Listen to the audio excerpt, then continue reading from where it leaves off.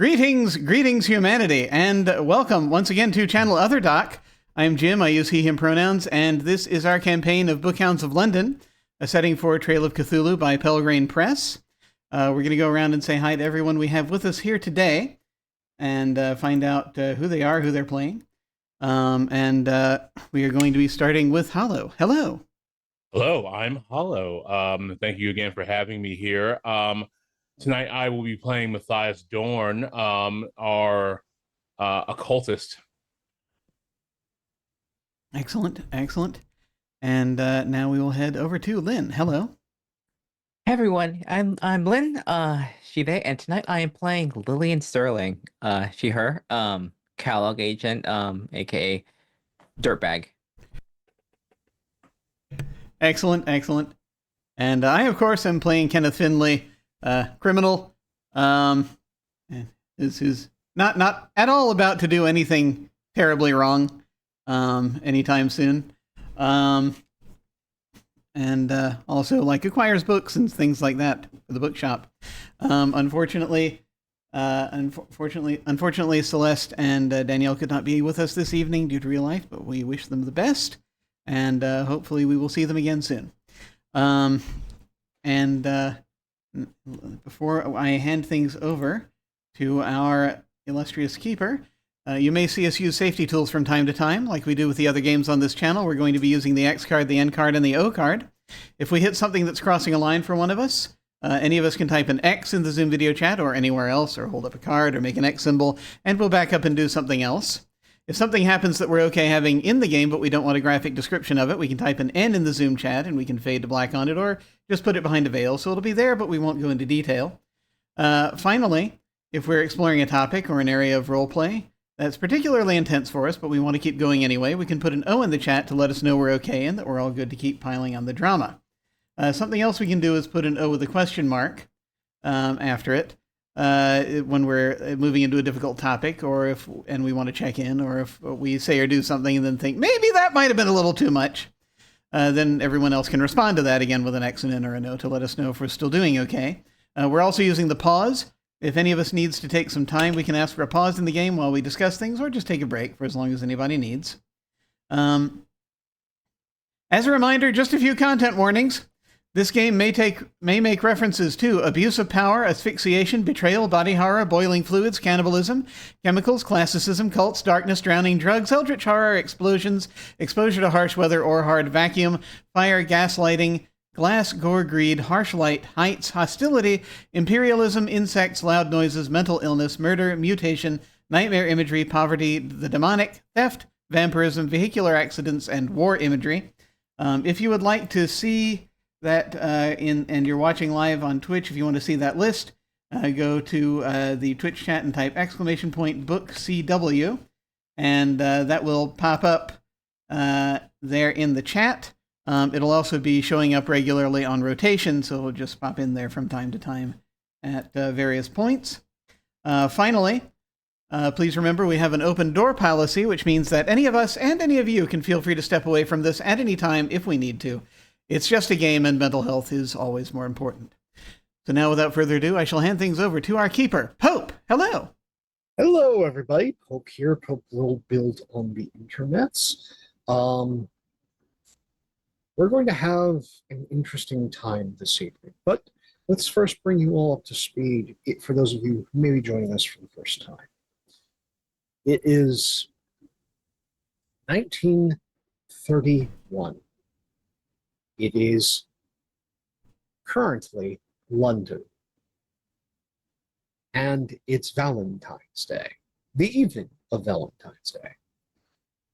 During the day, we have met everyone who works at our lovely shop, and some of the regulars therein. A tome of some quality and odd quantity has ended up in the hands of the shop. That book is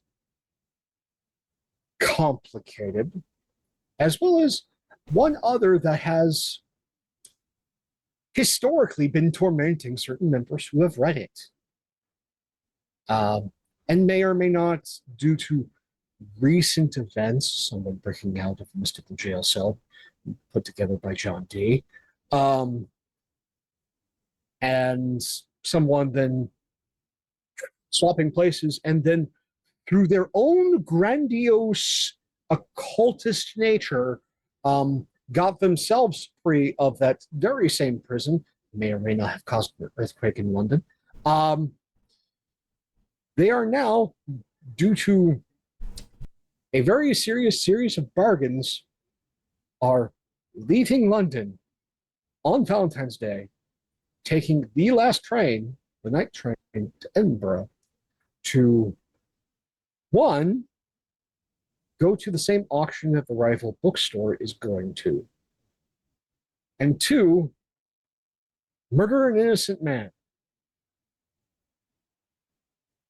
So, before we go forward with that, we have to go back, and as we go back, we are back on to the train. You have all procured your tickets. You have all packed what goods that you need for this quick journey that, from what everyone's been estimating, may or may not take anywhere up to 12 to 48 hours to do what all it is that you seek to do. That's super fast. Can't get any faster. Like, I mean, you could speed things along, but there's only so fast a modern steam engine can go. Like just the ride up there, which during this period of time, I know those of you in the UK who are watching are going to be envious of this fact. There are no stopovers. There are no switching of cars. It is just a straight rail ride from point A to point B, which makes this evening's ride, which starts at 7 p.m. on the dot, will arrive in Edinburgh at 10 p.m., 2 hours before the midnight auction. Because it's antiquarians that deal in the occult. Of course, they love something flashy like a midnight auction. If there isn't drama, why? So, I'm curious as to what all of you packed. Let's go around. I want to know what you're each carrying on this journey. How you have prepared earlier. Is this like multiple clothes, some keepsakes, some bribes, like maybe a weapon or two? I need to know. So, let's go kind of in reverse, because I see Lillian, you smirking. I want to know. Oh, those things. Multiple change of clothes. Yes, bribe money.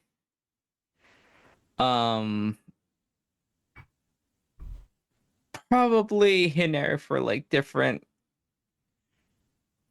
let's just say, various documents that could make things, documents of identification that could make things easier for our job. Okay. I have one specific question. Yes. The book that Peter was in love with so much. Oh, I brought that 100%. Okay. It's no good. I mean, it's no good if I can't, like, flaunt your taunt him with it. acquisition. Yeah. Threaten to light on fire in front of him. Those sort of things. Okay. So we're getting a preview of scenes to come. Nice. Let's go over to Kenneth. Kenneth, what are you packing? So, for the job he's going to do, he doesn't actually feel like he needs much. It's fairly straightforward. Also, he is not allowed to have weapons. But so I mean, he's just got his usual stuff. He's packing perhaps his trusty razor and perhaps a couple of other things that that might be necessary. I'm curious because as somebody who's studied history and is a son of law enforcement, specifically homicide, I have heard tales of many of an interesting, non-conventional weaponry. So, amongst the razors, are there any sort of ice picks, meat thermometers? What other tools are in Kenneth's bag? Well, we didn't have a lot of time, and so he would have had to have grabbed whatever was available. And so probably, since, I mean, he doesn't, to explain, he was not a professional killer. However, there was, that was sort of one of the line items that one sometimes gets into. So, you have to, you get things that are not supposed to be weapons, but that perhaps can be used as weapons. So he has a couple of razors. The meat thermometers idea sounds great. He probably has one or two blunt objects, just in case he needs to, do more of a render this person unconscious first before doing anything. So that's also an option. So he doesn't have like a. So it would probably be. It would probably. I wish I had thought about all of this ahead of time. But he probably has like some sort of. It's probably things that you can find in your kitchen are probably going to be up the list from this. There's a paperweight that they have in the bookstore. Paperweights are good, but I know too much about criminality. It's one of those things. Given both not just my father's profession, but my mother's unabashed love of murder mysteries. And I mean, we all watched Peaky Blinders, and all of a sudden went down a rabbit hole of period gangster murder objects. We've all done that. So one of the things that the British mobsters were interested in, the kitchen implements were sort of a tertiary way that they pulled from. They learned from their women of what could be used as an objects to incapacitate or murder someone. So a pair of shoes actually will do it if you have the right kind of heel. If you have the right kind of heel, but there's also like one of the things was getting an exceptionally long pin for holding a corsage or something. Yes. That you could just have like decorated, like it's like a decorative coat pin. Yeah. A decorative coat pin you could easily just jam in someone's eye. Or using hobbyist tools, like a hobbyist, if you're looking for a blunt object, a hobbyist's hammer, which allows you to, it has a chisel end, it has a hammer head. Oh, is Those are good. Easily tucked with the forefinger over the hammer, so you can just clock someone. These are just the little things that you learn. Those are good. So, like, he'd have things like that. He also would have had changes of clothes because he's trying to not look like himself when he goes to this place. He is not good at disguise at all. He just knows Lillian suggested that he be disguised. And so his hope is that she has some ability with disguise because he has none. It's going to be down to like a hat. And like that'll be all he can do on his own. We're going to borrow a a trait from one of my dear friends, Lindy. I want you to roll a D100. Roll low. Sure. I can roll a D100. And Lindy is awesome, by the way. I just need to, Lindy is express awesome. that. Yes. 31. Okay. Lillian, not only does Lillian have skills, but also your beloved second half has skills. Oh, good. And she prepared for this day. And has also within, because she was the one that went back and packed your bags. We established that at the That's last true. episode. Yes. So she has gotten you a significant change of clothes in both style and cut, as well as a hat you wouldn't normally buy, both out of fashion and your stature in society. So, and has brought that along. It's not a top hat, is it? No, it is not a full-blown top hat, as that would be far more expensive than either of you could afford at this time, especially a good one. However, the style of different flat caps throughout Britain at this time are of varying difference in cut as well as material. So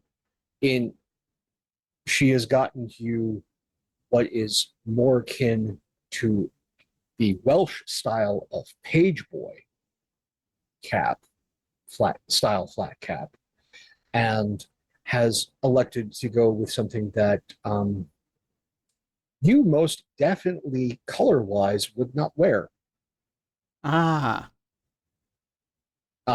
She has gotten you a woolen green suit and cap. Oh my god.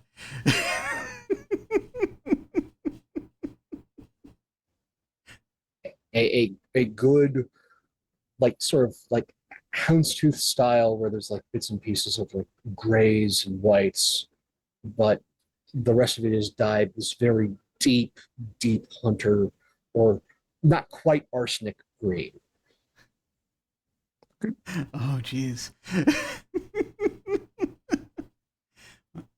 So that is funny. That is funny. Yeah, the main thing is that he doesn't want to go in disguised as he just doesn't want to end up looking like someone from another gang. That's the important thing.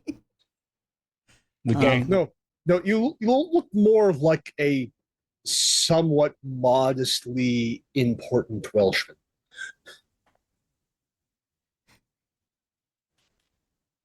Excellent. I just need to write that down, modestly important Welshman, so that I can be ready when the time comes. Modestly important Welshman, also the Lost Kinks album. I love it. So, what has Mr. Dorn packed away? Okay, so Mr. Dorn has packed. He has packed one sack suit, just in case. He has two jackets in the London drape style. One of them is very ostentatiously red, as was the style at the time. Yes. And the other one is striped, also at the style. Oh. Okay. Now, you would know that the stripes were in more further north than south. Oh, yeah. See, the way I think about Matthias and the way he approaches any situation is like an Englishman in any place he shouldn't be, which is dressed wrong. You know. I see. Okay. Yep. Yeah, no. You must be popular when you vacation over in France. Oh, yeah. Super popular. You know, he would be Mr. Pith Helmet if he'd ever gone to the continent, you know, like. I'm sorry, folks. Again, my headcanon is Matthias Dorn is played by Idris Elba, and now I'm picturing Idris Elba in a pith helmet. I'm having a moment. I excuse me. There you go. Yeah, a gun he's never fired, ever. We are both appreciators of firearms. Do you know precisely what style? It's a let's see, it's a 30, so it would be a Mauser that he found, and he's never fired it. He's got like maybe the bullets he found in the gun. Oh dear. Oh dear, indeed, right. He has only used it as a threatening weapon, which is totally not, he doesn't have trigger discipline. Like, don't point your gun at people you don't intend to shoot. Like, I will use this gun as a threat. Absolutely. All the time. Okay, it's not Chekhov's gun anymore. It's Matthias's gun now. Right. Everyone's just gonna be like, oh. How dare you talk to me? I'm Matthias Dorn. Like, everyone's just like looking at the fingers, like, oh, it's right on there. Oh no. yeah. He's never fired a gun. Has never been trained to fire a gun. Probably never will actually fire a gun until it happens accidentally. Yeah. Speaking for housekeeping, Lynn is packing a small revolver with her. Okay. And she has shot with that. She's never like had to necessarily use it. It's more for like, persuasion methods. I can already see Lillian with a Smith & Wesson Detective Special, a small pocket 38. So yeah, that makes absolute sense. A personal razor, but it's not sharp because he would rather just go to the barber. Oh God. A copious amount of opium. He doesn't even smoke opium, but you know who does? Socialites. This is yeah. Yeah. Good negotiation. Bribes. Yeah, like money, drugs, useless tools, and himself. Plenty of cigars and cigarettes. All right. Did we bring any of the messed up books with us? Or does it have to come with us? Or is also. I know there's one that really wants to come with us. I was not in charge of the book last I checked, so I don't know where it is. We're going to leave that question for our other two travelers. Good. It's good. It's with them then. Yes. That decision and possibly those books are with them. Good. Thus explaining Further away from us. More reasons for the current setup. Since you were getting these tickets late, you are in two separate cars in two separate compartments. You have a nice, like, double bench compartment to yourself. It has a fold-up table that you can extend between, like, really 2.5 seats. Of the two-person benches on either side.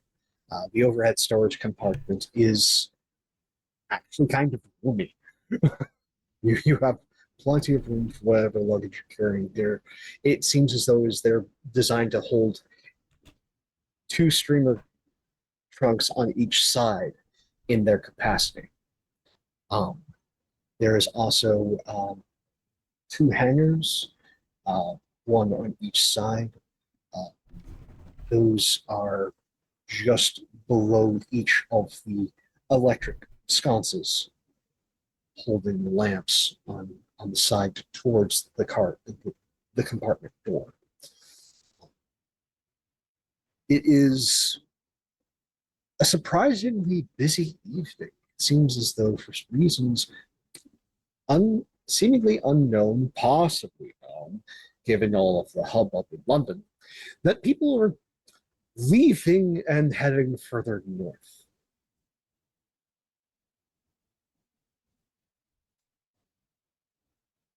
So at just a little, like 7:05, you have gotten yourselves settled and you feel the train begin to move. The whistle goes out loudly, and you find yourself, again, it is that period where trains still mattered, and there was still some pride and beauty in that form of public transport, which we have long forgotten here. So you find yourselves in what is not necessarily the most comfortable, but far from the worst that man has had to endure for transport.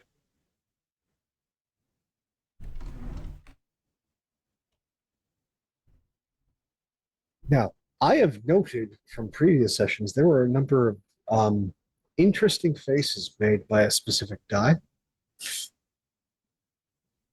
And so, as you are trucking along, things are relatively quiet, but it is not long. In fact, it is just as you leave London's borders that things start to get a little strange. You notice at first there are strange lights seemingly coming from the train car behind you.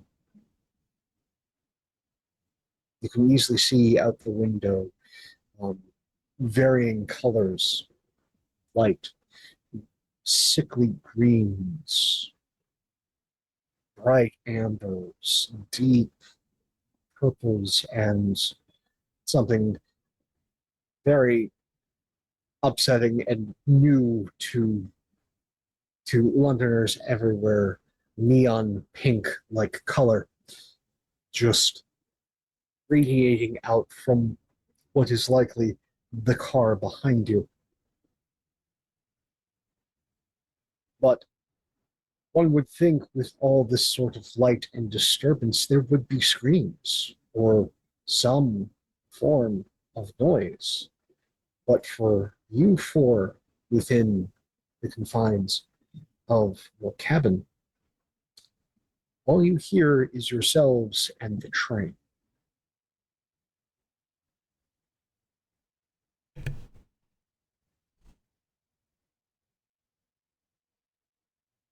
Having a magic lantern festival back there.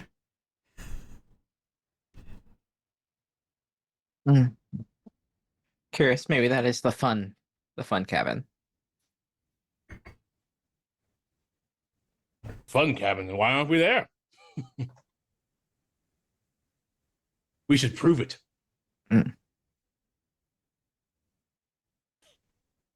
I feel like we're not really allowed to have fun tonight.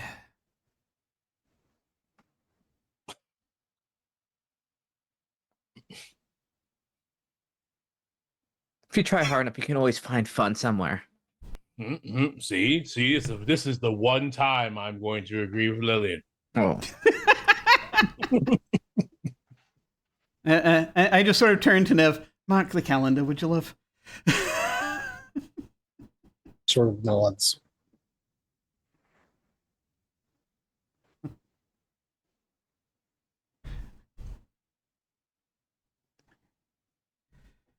Oh.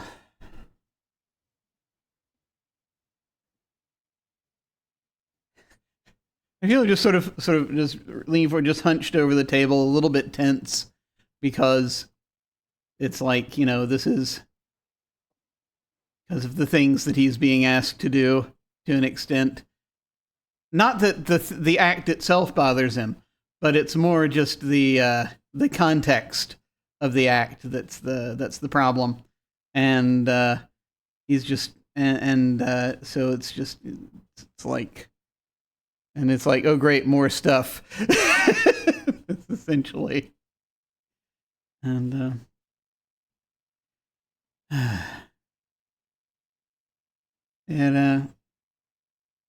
and you just sort of will glance up at Matthias.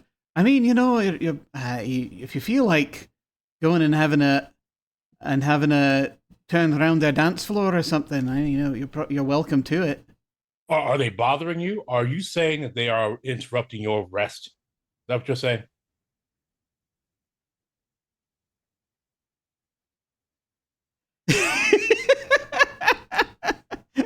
Because it's like, he sort of shrugs. He's like, and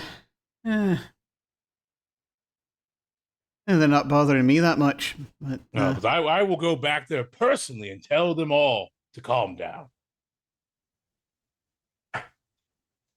Really? Mm-hmm. I will. Are you getting out of your seat and opening the door, Mr. Dorn? Am I? Yeah. Well, don't stumble inside the pages of a book on your way down there. I wouldn't dream of it. I would do it actively.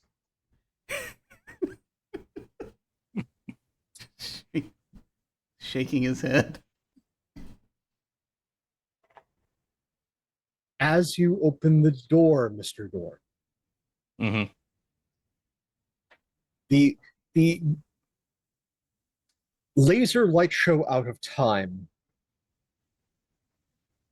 goes from the myriad of colors to a blinding audience blinder white out of light coming through the rail car window.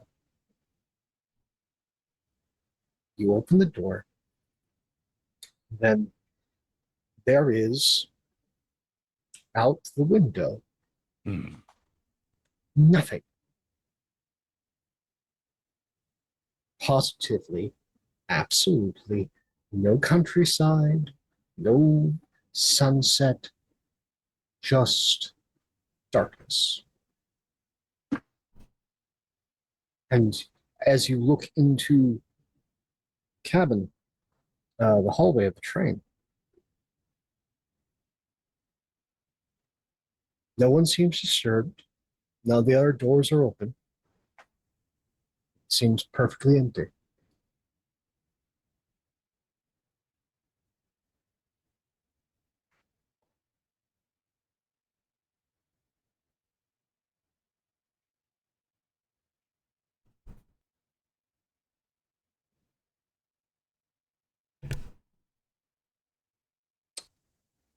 Mm-hmm. I wasn't expecting nothing. Nothing at all.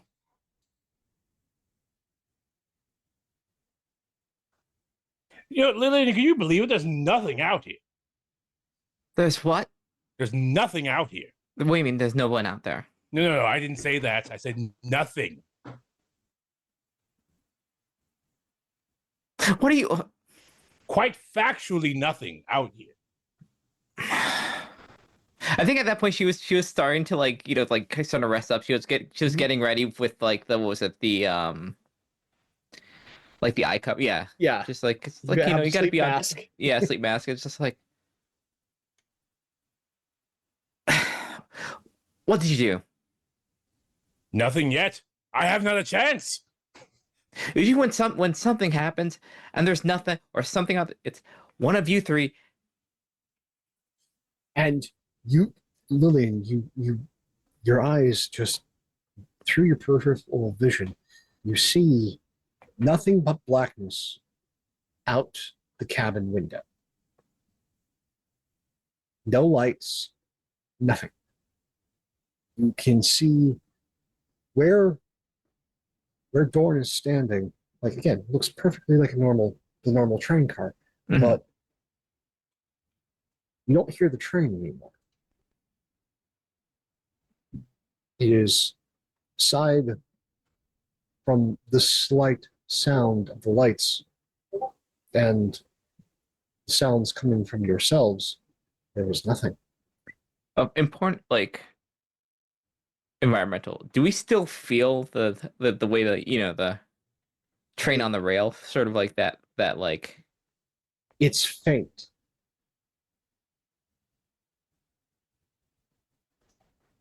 It still moves like the train, but it doesn't have that clatter, that sort of lulling stutter. It still has the movement, but it's not as harsh. It's like all of a sudden this train car has a Rolls-Royce suspension. See, Lillian, no lights, no motor cars, not a single luxury.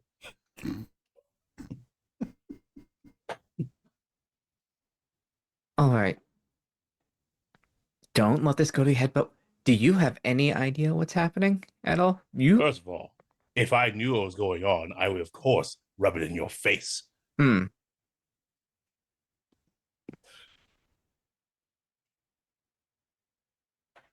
So I thought you were going to go check the car. There's nothing to check. Nothing. Doesn't feel like there's anything to check. Well, you haven't tried going from one car to the other yet. Yeah. Well, no, I'll be back, Lillian. Don't wait up for me. Or do. It's just like, would you do that, like, wave? Let me turn around and look and see if I can see him in the doorway. Yeah, you see him in the doorway. Now, to borrow, well, really steal in this case, different visual cues or dramatic emphasis. The rest of what I'm going to describe, picture as being filmed by Stanley Kubrick. As we have this long hallway shot of Matthias getting out of the cabin, going down the hallway of the train car. It being, aside from the small hum of the lights, absolutely silent. He opens the door to go from one car to the next. And it is just as deathly quiet.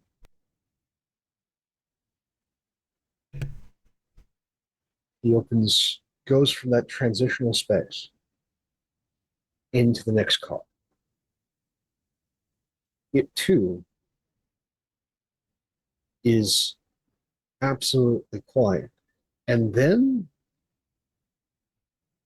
you look at the numbers for the different cabins. You realize somehow, some way, you're back, but on the opposite end of your own train car.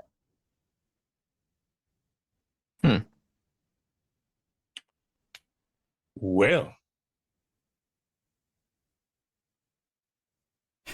So I think, and just to be clear, because I don't think I was picturing this in my head correctly, we're inside an enclosed cabin within the car, right? Of which there are multiple cabins inside the one car. Yes. Well, that's set up. Okay. And so, like, I was looking out the door then toward that other door, and then I hear him say that, and I whip my head around. Yeah, and he's right there. You saw him go that way. He is now that way. Yeah, I think we're probably both like catching like hells. Well, this is unexpected. But how do I know that this isn't some type of doppelganger of where I was?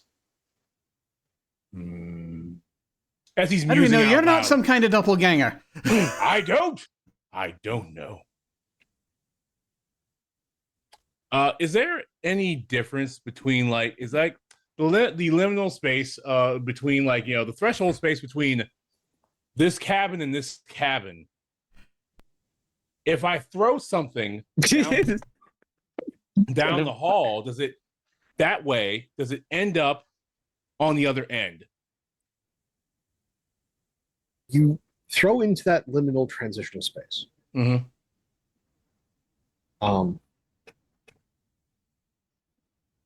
You see it go, say like you take a button out of your pocket and you throw it. Yeah. You see it, but for some reason your eyes instinctively blink as it hits the middle of the threshold of that liminal space. And then when your eyes open back up, you don't hear it plink off of a door. You don't see it anywhere. It is though as it transitioned halfway through that transitionary space, it is just gone. It's just gone.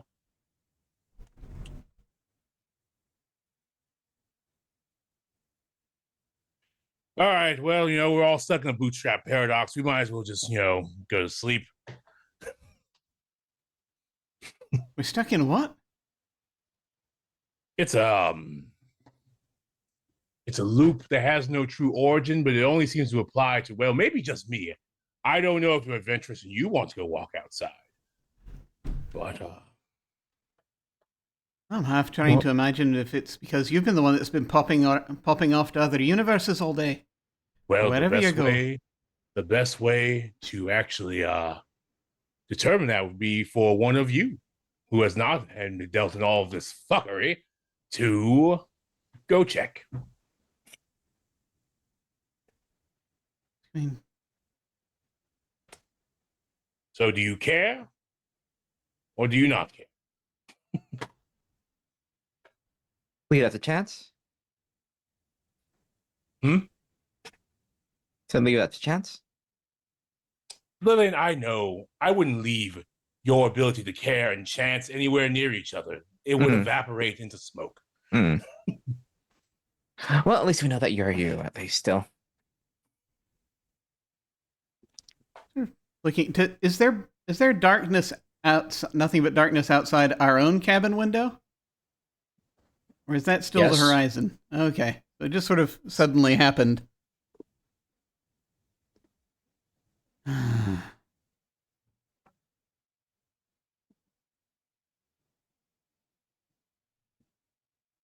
And We know.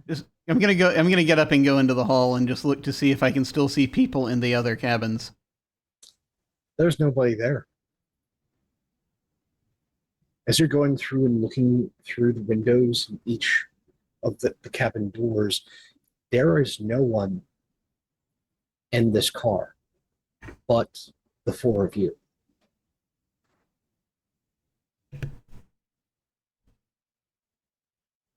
And out here. Kind of look back. I'm just sort of kind of come back to our cabin to sort of look in. Well, like, it's just us here. So, have we been? And I just sort of glance up at Matthias. You think all of us have just gotten snatched to another place? We're just us. Maybe just us. Maybe could be the whole train. What we could be hearing could be the echoes of futures never born.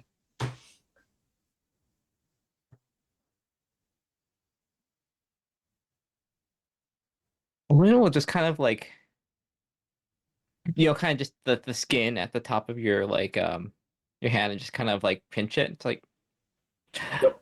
We're not dead, are we? No, you feel the pain. Okay. It feels like we're not dead. It's like, Well, what Lily, happened in that split second? if we were dead, we both know we're not making it to paradise, so we would in fact be stuck with each other. So we could be in hell. Same thought. But let's be optimistic and figure out that we are maybe not there, or maybe there is a way back to where we would be normally, sitting on a train trying to get some sleep.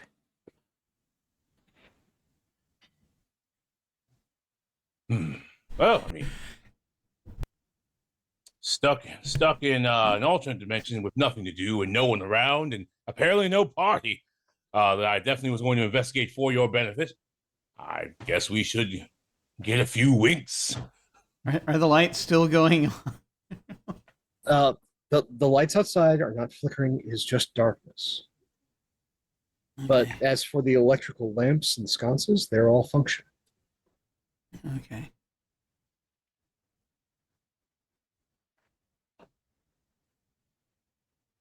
And I just sort of, yeah, I don't know if Kenneth would want to sleep necessarily because it's only like a 3-hour trip, right? Supposedly.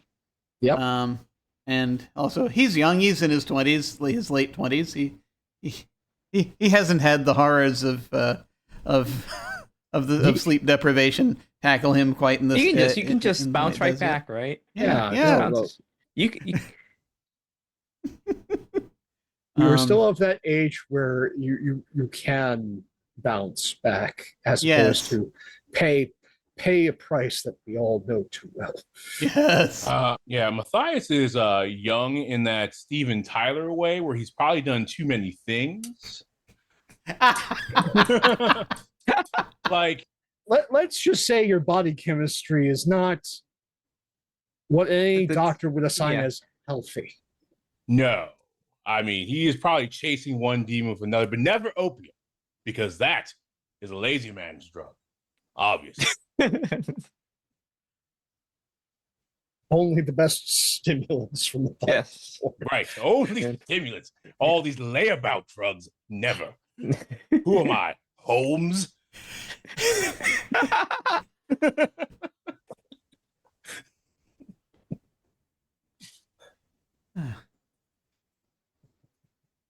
I am going to turn I'm sorry. I will shut up in a moment. I am going to turn to Nev and just sort of ask, "What do you think, love?"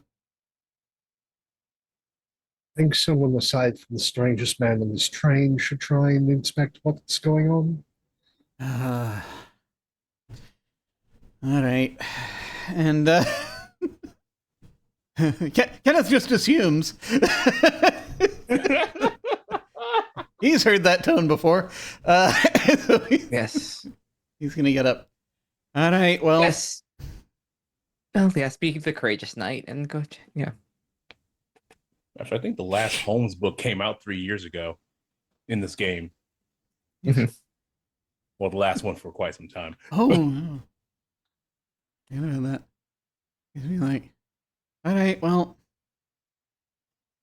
I'll go say hi to the abyss. And, So he's just do you going to go cautiously. where Dorn is standing, or are you going through the door that Dorn went through? I think I'm going to head to the door that Dorn went through, I think, because that's the path of least resistance. And so, like, Kenneth has a bit of adrenaline going at this point because he has not jumped around in space, but it is something he does not wish to do because that is the thing that has happened adjacent to him at a very trying time in his recent past. And so he just, wants to make sure that if he does hop dimensions, he doesn't go to the wrong one. But so he'll just kind of, so putting on the brave face, he's going to go ahead and head, just square his shoulders and just head towards that door. It's the door. You may open it. It opens perfectly fine. Do you decide to step into that liminal transitional space? He's going to do a thing where where it's like it's just like darkness, nothing but blackness, right there at the door, right? No. It is that transitional cabin space between cars. Oh yeah. Okay, so I can see the between cars space. Yes. Okay, and it's enclosed. It's kind of like they have like it is enclosed. Yeah. What is it? The accordion-y thing or whatever it is. Somewhat. Yeah. Yeah. It's sort of the precursor to that. Yeah. Like a little walkway Cloth. thing, isn't it? Like Yeah. not even cloth thing or something. Yeah. I don't. All Canvas, right. actually. Canvas. Okay. So, just sort of Glance behind him, shrug, and he's going to just step forward. You are in that liminal space between cars. Going to close the door behind me. Mhm. And the door in front of me, does it have a glass pane or is it solid? No, all of those doors are solid. Okay. Just going to go. I'm going to step forward and to the other door and just be like, It sounds fine on your side. As for Dorn on the other like end of the corridor, he doesn't hear anything. okay. Open that door. You open that door, you see an empty hallway, another cabin. Oh. Huh.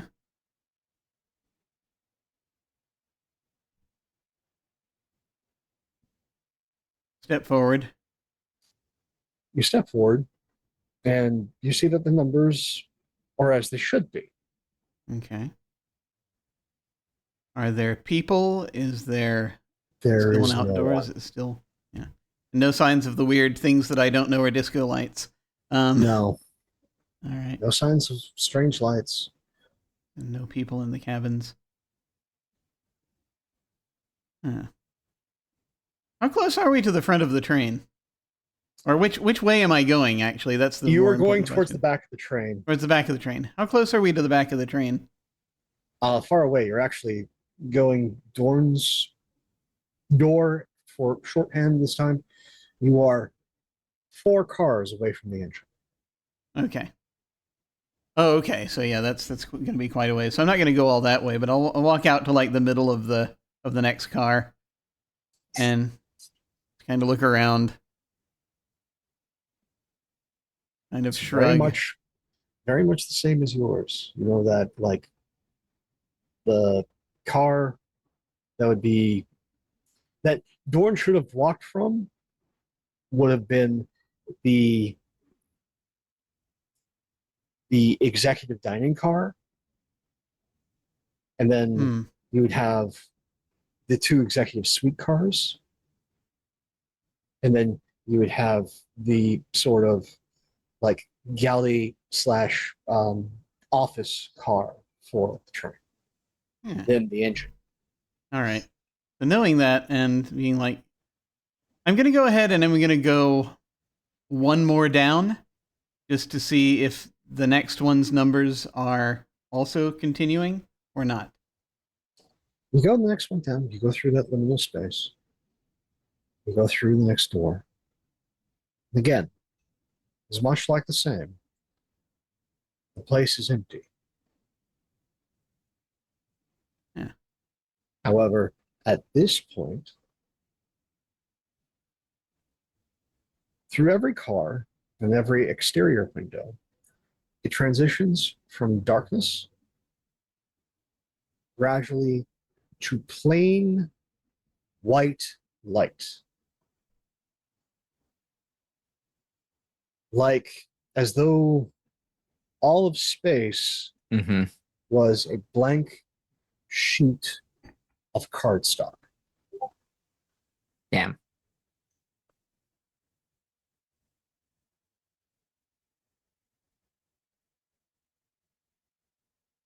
Does that only happen where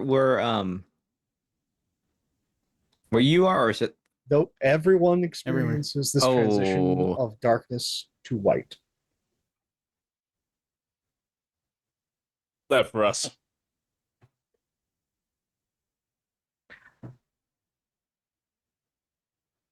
Do we have are the windows in this cabin the ones that you can kind of like creak open, kind of like just like poke open a little bit? You can Not all the way, but enough that like, you know, you can get like air. you can cantilever them out from the bottom. I want to say a little like 30 degrees. She'll stand up and kind of get ready to like Chances this kills us. Deb just kind of looks at you, going, like she does. She is not saying words. She is just sort of like looking very confused and somewhat frightened. Well, sometimes you gotta take your chances. Don't want to be here forever. And she'll open it. You struggle, but you manage to get it open. And all of a sudden, there's a great deal of suction coming from the window.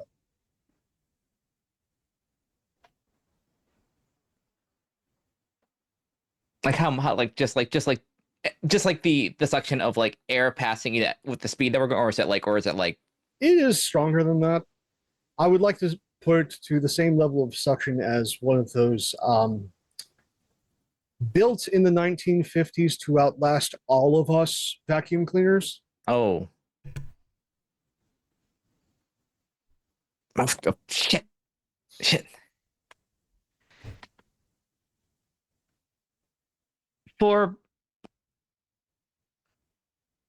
She's gonna try something before she tries to close it. She'll just take like,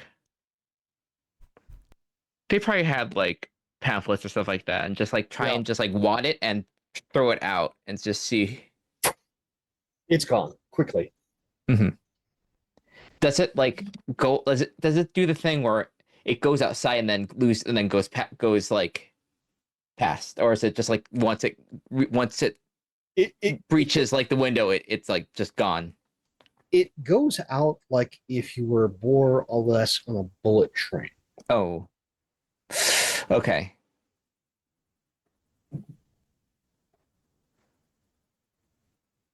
Oh, this is the damnedest thing.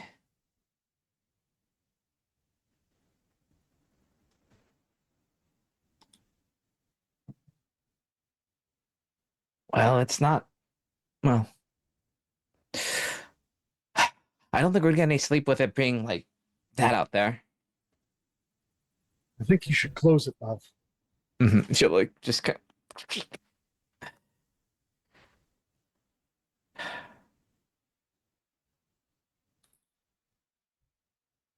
where? I think she'll we'll kind of reach like, Kenneth, you still alive out there? Do I hear These that? two trains down. No. Yeah. I am going to turn around and start heading back in it, but before I turn back, I am going to just. He's not entirely sure why he's doing this, but just in case he needs to mark something, he's going to like take out the little pocket knife. Yeah. Or pen knife or whatever, and find just an unobtrusive area where there's wood paneling or something that people aren't going to look at all the time. And he's going to carve a little X real quick, just to mark that this is as far as he went, in case he needs to remember that later. And then he'll turn around and start heading back.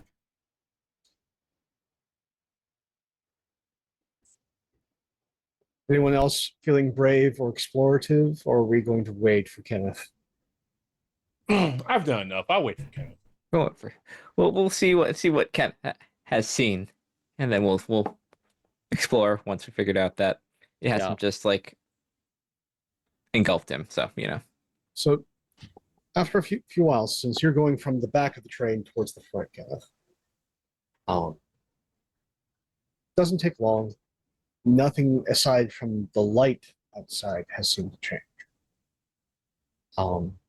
It's still empty. It's still quiet. And you're moving forward.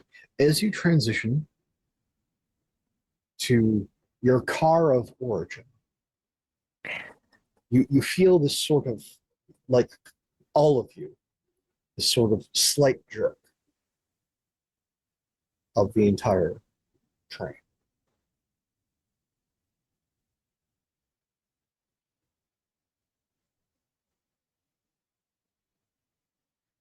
Am I able to step in?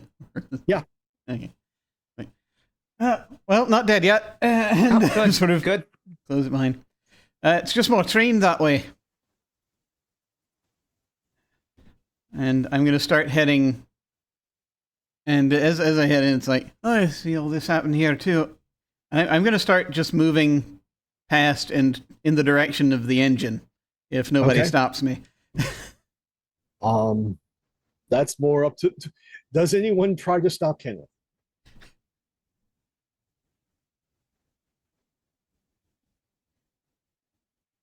No, I think you know. Wait, just hold up. Wait up. Hey. All right, let's both of us go.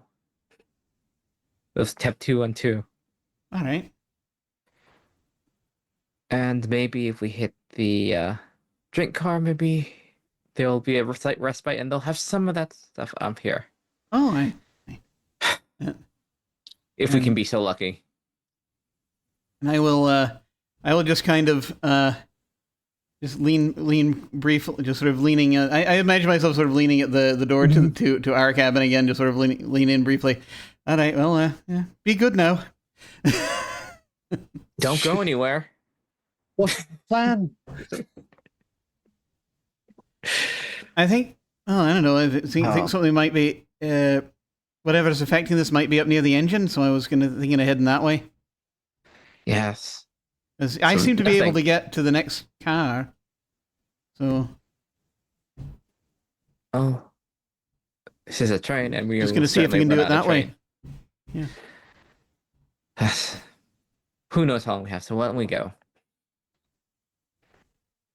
Hey. So you go forward. Yeah. Just checking in.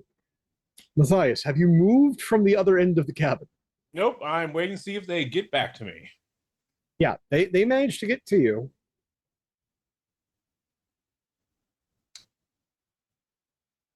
Okay.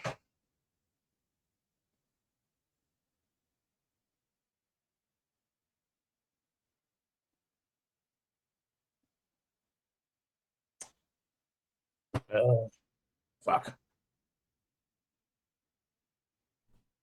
Can't believe I've been saying this. Lillian, what do you suggest? I guess might have the right, but we keep going, and at least for a few more. All right, what else do we do? I checked out. Opened up the door. There seemed to be a large, like, vacuum outside. Nothing is out there. Nothing at all. Nothing.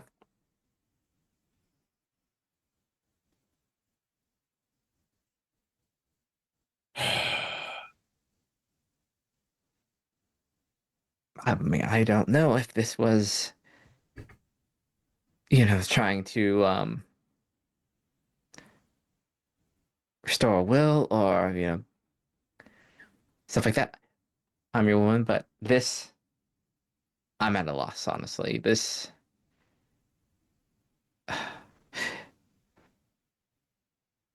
I'm willing to try anything to get out of here at this point. It's better than starving to death. Starving to death seems like a really bad idea. Now, I just want to have it on record. You said you're willing to try anything to get us out of here. Oh God. Well, I'm not going to be a sacrifice for this, so if that's what you're saying. But no, I'm not. Well, I'm willing. I've gone past the point of sitting my thing and hoping it goes away, which it probably isn't going to. Lillian, I would not sacrifice you.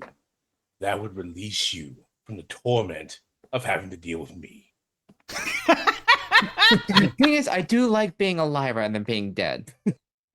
Now, don't tell me that, because then, well, that changes my opinion on sacrificing you. So, Just also remember that I also have a favor from you two that still needs to be cashed in. And if I am dead, also, guess what? There's a chance that I can come back as a demon. So, what happens if that? you're not that spectacular, but I mean, we all can dream. So, what? We keep going, or what? Make a circle, or what? What do you do?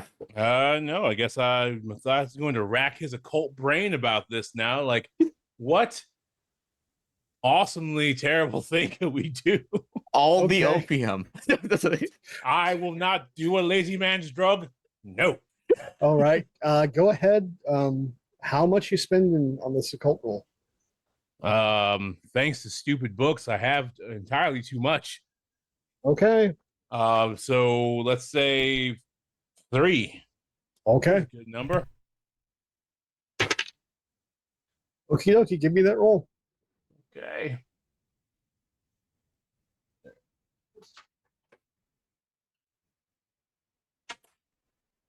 Five.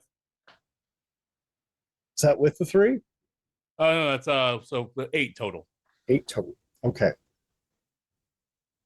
I have news. News.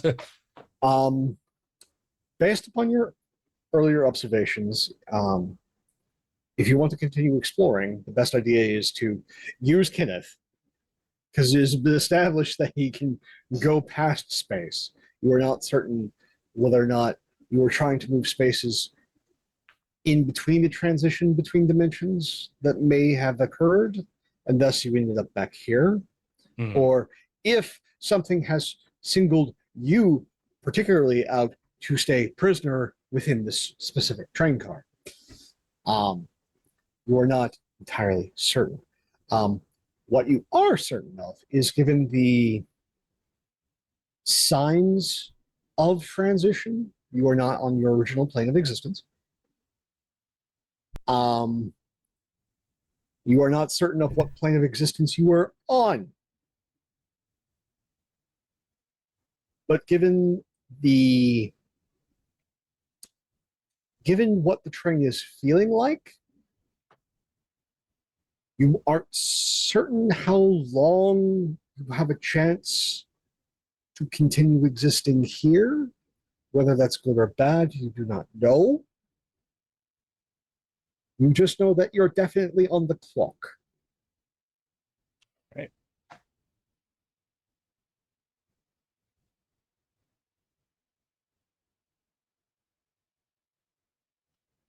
Also, this is exceptionally fucking weird.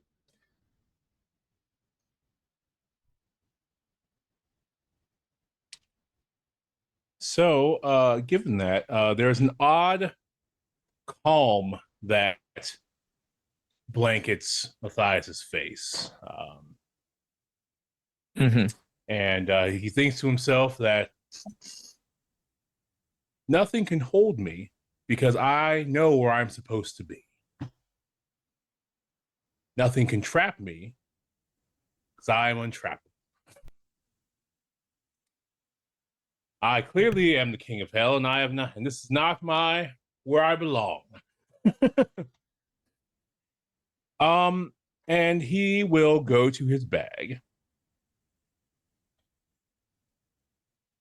And he will pull out his dull razor and his dull razor, some opium, and 3 small little sheafs that have some stretch to them, that have little blue ribbons tied around them, around the ends, and the other end is a closed dome.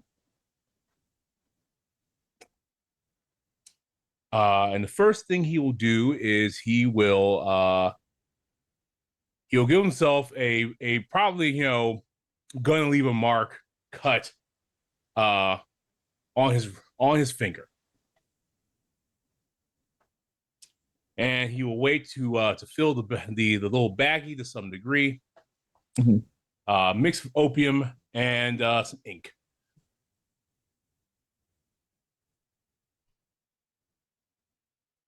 Tie the little thing, give it a shake.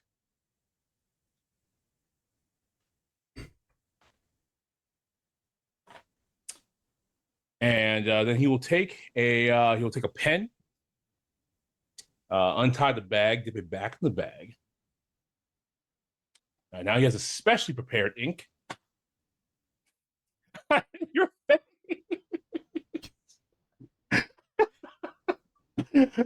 Pope's face, like, fucker, what's wrong with you?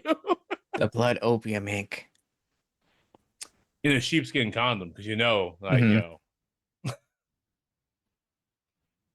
Classic. Look, you gotta work with what you got. You know, We have limited things. The DIY Look, kit. Yeah. I'm not a member of the Golden Dawn. They kicked me out of the house. Jim, why did you have to reference do it yourself?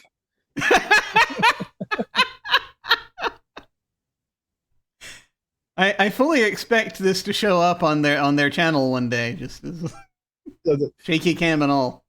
I'm just no. We have sheepskin condoms and DIY. This is where we're at. Would you like to know how to perform a ritual when you're on the run and you don't have many resources? Yeah. Well, we'll show you. Even Constantine is somehow shaking his head. Look, Constantine has pretty boy privilege. I've got sheepskin condoms, opium, and ink and a pen. All right, Pen. and I'm definitely not Tony Stark. I'm not making an Iron Man suit in a cave with scraps. So this is what I got. You're making this. So he goes out to the floor and he goes back to the transitional space and begins to write a circle of D's Enochian on the floor in a semicircle on one half and a semicircle on the other half, trying to bridge the two spaces to make the train, a whole place instead of wherever the hell we're trapped, right? That's the intent, right? Yeah, that's the intent. That is the intent. Whatever actually happens, well, I'm sure the face die will love or hate me, right? So you do this. Mm-hmm.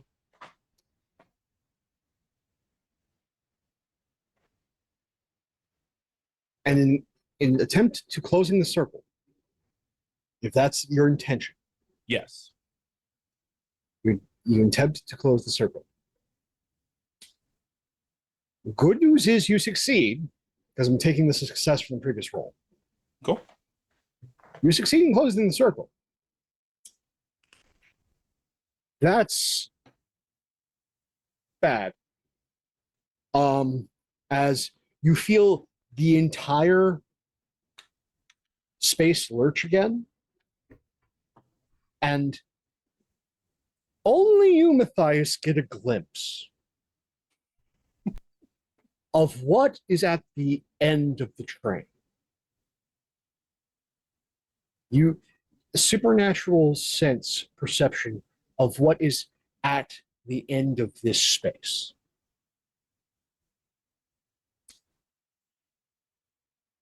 I want all of us, including you, the audience, I want you to picture something like Pac-Man, but give it rows and rows of lamprey-like teeth. It is black, spherical. It is terribly, terribly hungry. Oh no, I know where. Oh no. The terrible Oh no. answer is for what? Everything and anything. Oh. Oh, I just got a memory. I just got a TV memory that I haven't thought about in years. Congratulations. Yeah. As you see again, they are legion. Not necessarily as large as what they're referenced in the books. I like to picture them far more akin to the size of a standard ruler. Oh, But there are so many of them. And they're so terribly hungry. Great. Mm-hmm. Love that. So you get to, through this ritual, perceive the end of the train. The caboose is already gone. And they are working their way forward. towards where you are at a consistent rate.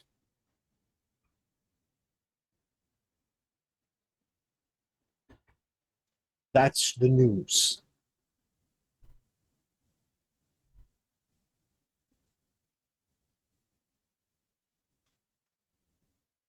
Well,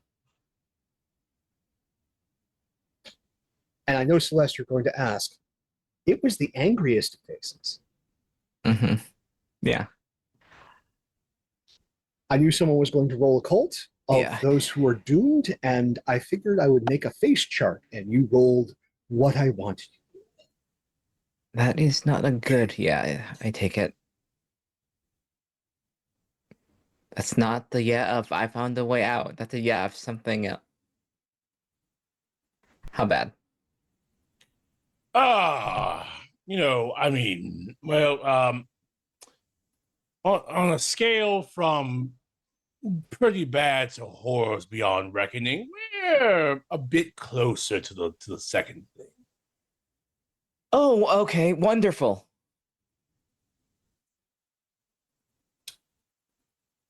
But Ah, we're out of the loop space.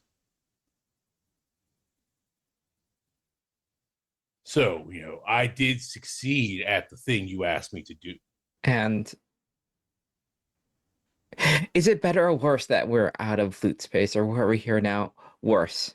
Well, I think better or worse is subjective. More likely for us to die is. Well, I mean, death was inevitable in either situation. So, but if you're out of the space, that means you technically, in a very, very slim sense, have options. I do like having options.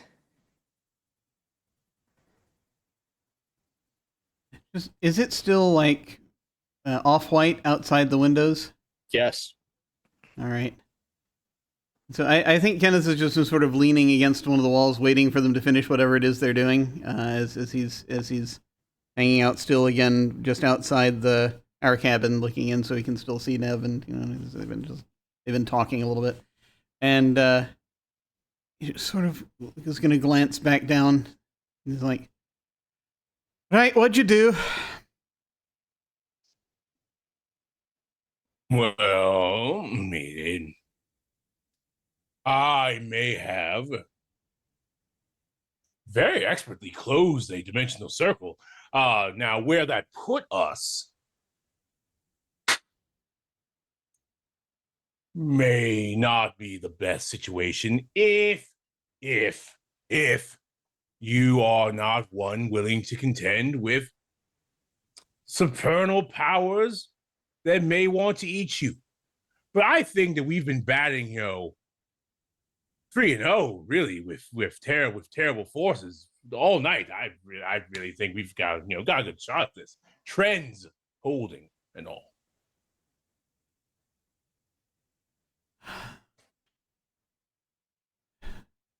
Maybe this all would have been easier. We just sided with the bloody Ripper.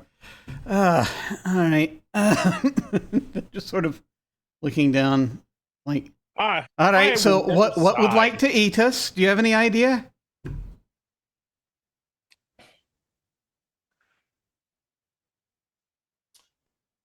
Let's just say, what if the ball and manacle of a prisoner gained vicious sapience? What? Well, that's smaller than I was thinking, so that's good.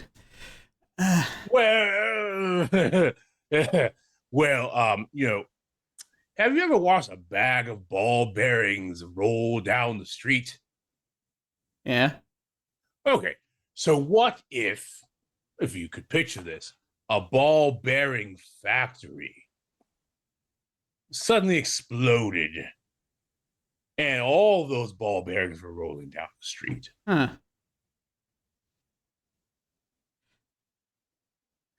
Have I ever blown up a ball bearings factory, Pope? I just out of curiosity. You tell me. Okay.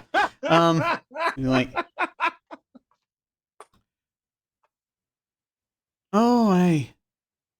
Yeah, that's not good. That's not good. They go everywhere. They do go everywhere. Uh, uh, It is I at see. this precise point. Matthias, you notice your mind's awfully quiet.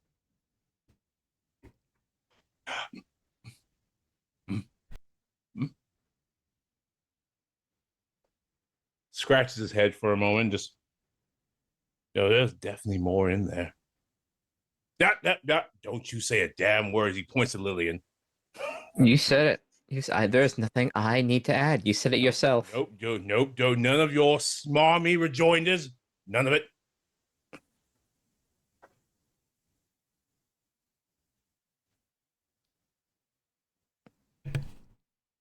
He thinks hello. Nothing. And you know that your current communications partner is not one to be quiet. Well, shit.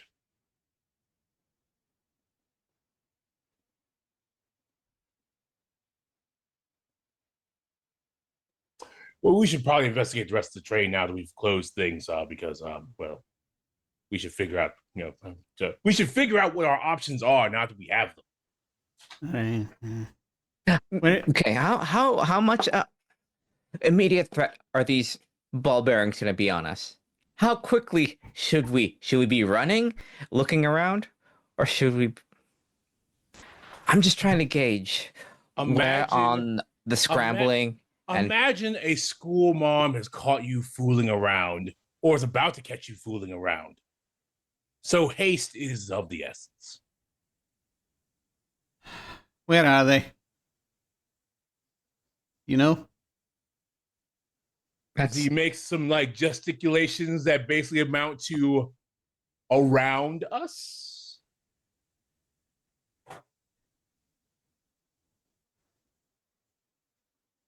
Oh, they just come in at any moment then. That's great. So we should That's be lovely. right. I just sort of lean in. Come away from the window, love. I say, leaning into the... She's been listening to all this and is just very... Like, she's trying to understand and comprehend. She is not accustomed to this level of weird. Like, she is level to the mundane levels of weird. This is... We have crossed the threshold for a human being, and she is having a time.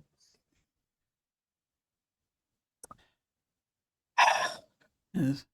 My thinking is that because of what Matthias has just said, Kenneth is imagining that they're circling the cars or something outside, and so he's thinking it would be safer for Nev in the hallway than it would be in one of these freaking rooms. She moves into the hallway.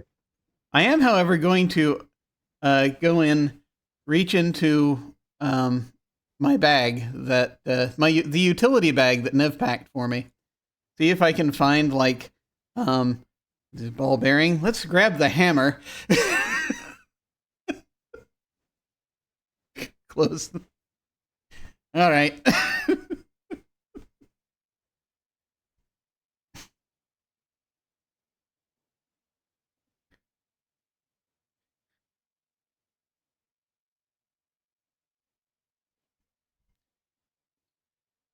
So are we all heading to the engine? Is that what we're doing?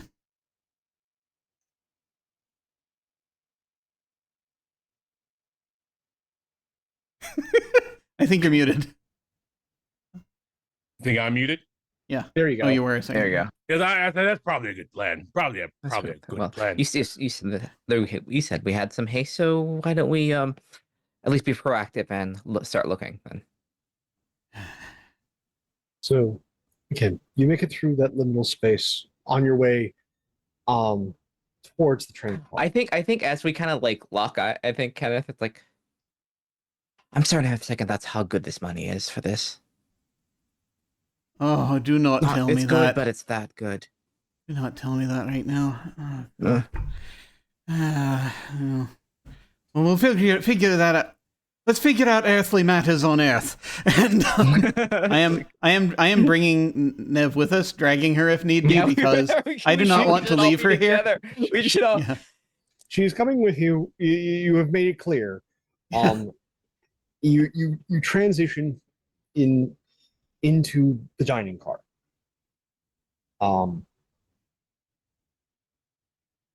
And again, it is bereft of people. Everything is tidy.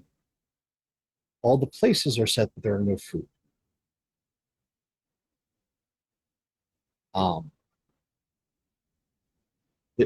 Even the good crystal has been set up. Ooh. Well, only for a few moments, I imagine. For some of is there good silverware out? Oh yes, all the places have been set. There's fine china, good silver, and good crystal. The silver. Yeah, I think you are on the right track. The silver is going to be the easiest thing too. I mean, yeah, just a little. We need, in case anyone needs, to arm themselves with like a knife or something. I realize it's probably not very, very good as a weapon, but just in case if we need a spoon or a fork. The warding properties and stuff. It's always good to have. Yeah, yeah. Kind of like yeah. So as you go on your acquisitions tour of the dining car, I mean, probably best not get bogged down. But if we're passing the table anyway, enough to put the inside of the coat, a little bit, a few of them. Yeah. So your coat pockets laden with ill-gotten silver. Hi, Bible. This coat might have been it can join the ill-gotten goods of everything that's it. That is a coat, so it's welcome. Hey. And I mean, it could be of more value to a dealer now that it's extra dimensional silver. It has a touch of the. There's our black books. It's like, do you want to have dinner with silverware touched by the by the beyond? By the beyond, it makes it taste. Okay. So after that procurement drive, you make your way into the first of the two luxury cars. The wood is of a higher quality, a higher polish. Like the carpets are far nicer. There's beautiful, again, this is of period. This is the last time you would see this of lapis and gold inlay, done in a Art Deco style, along with images of peacocks. Peacocks. Ooh. Down along the wood frames of the walls between the doors.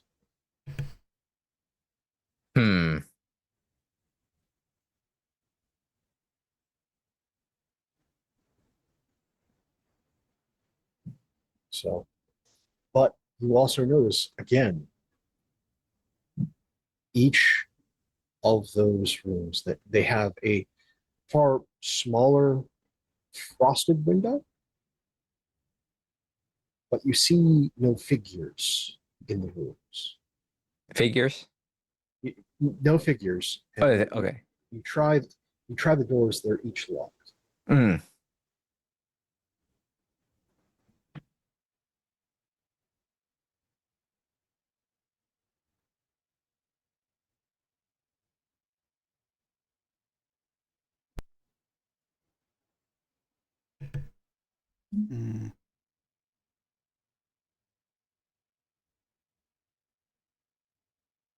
Do you continue on, or are you inspecting further this space?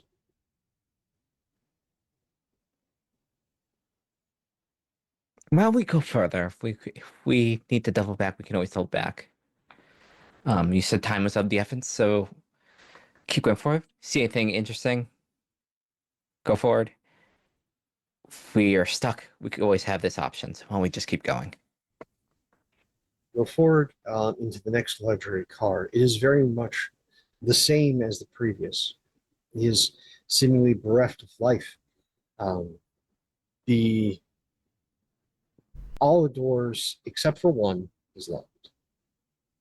The only thing that is unlocked seems to be the shower that is supposed to be used by both of the luxury cars. It is rather opulent. The shower head itself is in a bright polished brass. Marble for the sink is, again, the highest levels of refinement. If one were interested in such thing, the crystal knobs for the spigots one could apply and trade to try and remove. But for the most part, it is rather hefty luxury, not one that can easily just be pocketed. That's it's quite a bit of effort for that one. So no, well, I mean, we found a little bit of a few things, but we need to first figure our way out. So we transition to the next card. Mm-hmm. You find the galley. Mm. It is full of stuff and food, but no people. Mm-hmm. There is, again, you find what was supposed to be served for the evening, just like these fine little filet meal, some freshly procured peppers, potatoes, like, again, place is fully stocked. A exorbitant amount of both tea, coffee, some bottles of wine, some champagne, and multiple tins of caviar.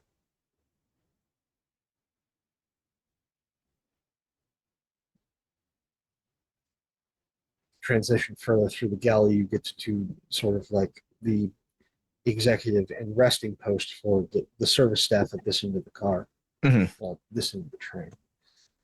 Again, it's full of things of what people would need, people would have, Mm-hmm. but there's just no people.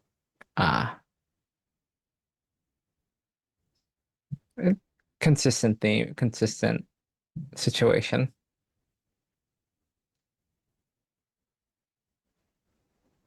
Outside still looks the off light, correct? Yes. Okay. Sound still anything changing with the sound that we're It's starting to get quieter and quieter. Hmm. Like, whatever's seemingly gnawing at the train is also gnawing at the sound of existence.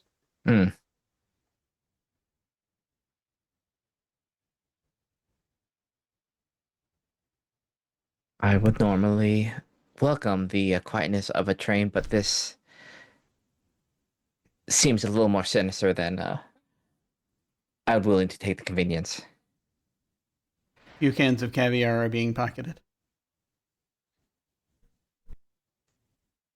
But is the situation that the train has come with us, or we've been put in a simulacrum of a train? Odds of A or B.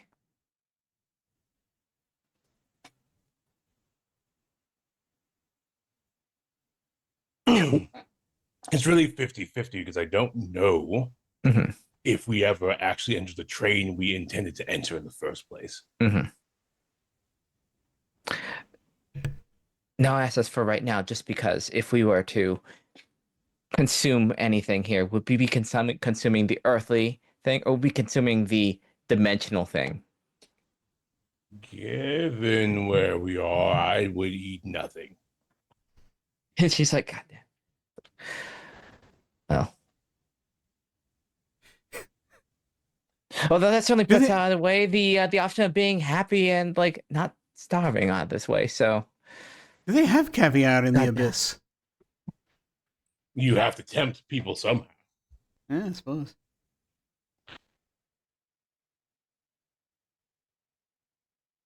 So do you transition to the engine? To go with the engine. Oh, things can only get better up here. Only better. You get to the engine. There is no one there. There is no one at the wheel. There is no one putting coal and shoveling coal into the steam engine. Do we have to work our way around a coal car or anything like that? Are we exposed to the outside when this happens, or what? You do not have to work your way around the coal car because again, this was going to get restocked. Yeah. Because it was a one way. Of course, now it's traveling at a very, very high velocity. I don't know how much coal it takes to travel at the speed of a bullet train. We don't need coal to travel through the dimension. That's the thing. If you how much coal does that take? You get up there, no one's shoveling, but the dial for the speed is consistent at 16 miles per hour. It is holding. But as you look at it longer, it's getting faster, ever so slightly.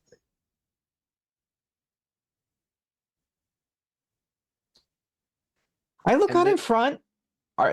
Are there tracks or is this still void? All right, so you know what? Whatever. Void. You know, there's another. anything goes with this. You know what? Whatever. The speed drops for a moment. Yeah. And then bounces up even higher. It's now 66 miles per hour.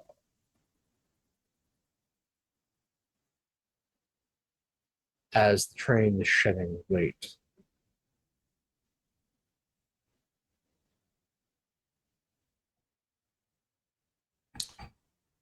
You know, I didn't exactly mention there's probably a big one eating the train. Oh, well, excuse me. Matthias. What? What? Yes. When we said what was going on, maybe you should have led with that. Something eating the train. That is a good thing to lead with. Perhaps we should have gone faster if we said something was going to eat the train. It's like, what, from the back well, end? You see, well, yes. Well, it's not from the front. Well, here's the thing. If I reveal too much, people panic. But we're at the front of the train, so we're good. It seems like a good time to panic now. Oh, great. Yeah, great. We can be the after dinner mint. Matthias Dorn will never be anyone's after dinner mint. I am always the main course. Oh, my God. All right. I think the main course is the train. I think you might just be the little fly that got stuck when someone ate it. Never. Never, my dear. Never. Thank you for the sub, Prax. Now, since you are finally here at the front of the train, we have lost our shit at the front of the train at this point. I would like all of you to go ahead, just give me a roll of your choice. Given the situation and trying to take in what your options are here. Yeah. Yes, you should actually be absolutely afraid. I almost never give players. Yeah, I don't like. Yeah, I don't like when they give you. Yeah, they give you like a choice. All right. Well, which ability? I have an idea. I have no idea if it's going to help or work. Okay. And it's really just a stopgap measure. Sure. I love stopgaps. So, Pope, have I ever robbed a train? You tell me. Have you robbed a train? I'm trying to decide if I have any idea how to uncouple cars. Well, tell me. Actually, tell all of us about the time that you robbed a train. And so here's the thing. And okay, uncoupled look. the cars. here's the thing. They needed to. Okay, so like every now and then, you know, the Billy's group had, you know, they had some important, you know, they're bringing an important fascist to town, perhaps something like that, and you know, you want to get them isolated.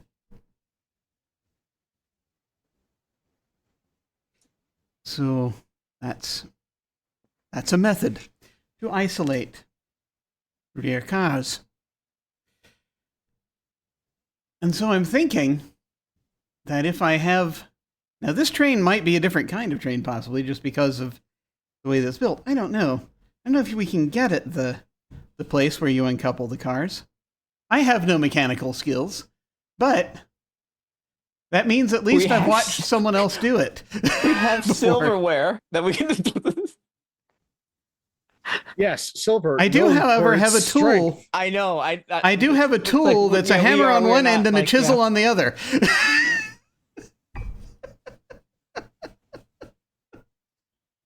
I can give it a shot. Fair enough. But would anyone like to give me any of those rolls?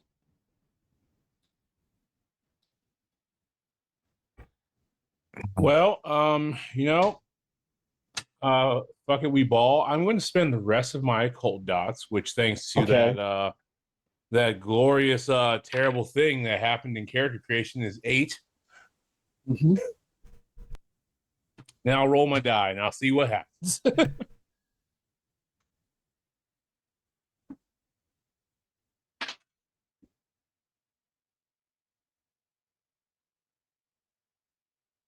Well, 4 plus 8 is 12. Good. Now, before giving out the information, I want to get rolls from each of Lillian and Kenneth. So, is this just a taking in the information roll, or is this a trying to do something roll? This is taking in your situation. Oh, reading okay. The car. Like how? Right. Okay. How would you like to do that?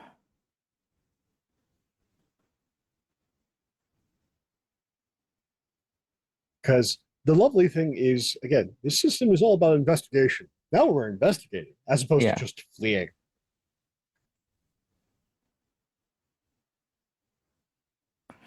Huh.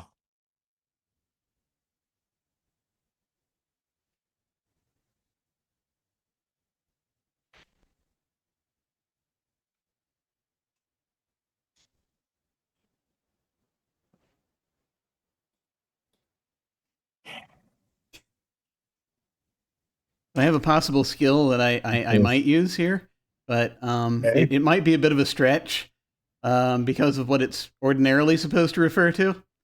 Okay. But I'm just wondering about this. Because it does relate directly to logistics and knowing where you are. So I have 4 levels in the knowledge. Okay. That is great in knowing where you are in London. Yeah, typically that's what it's for. Yes. Yes. I was wondering if it might be a thing where it's like, well, you're X amount of distance from London. The thing that I will give you for the knowledge, given that I have also practices you're actually in the chat. This is one of the things that we're going to have to discuss at one point, is how the knowledge is applicable to modern urban fantasy. As well as knowing too much about the science behind the knowledge, that the people who actually pass the test all of a sudden develop the section of their brain that the same that pigeons use for direction, and actually increase its size permanently. So I will allow you to use the knowledge for directional purposes in an extra dimensional space. Yay! Your distance and application of this may vary.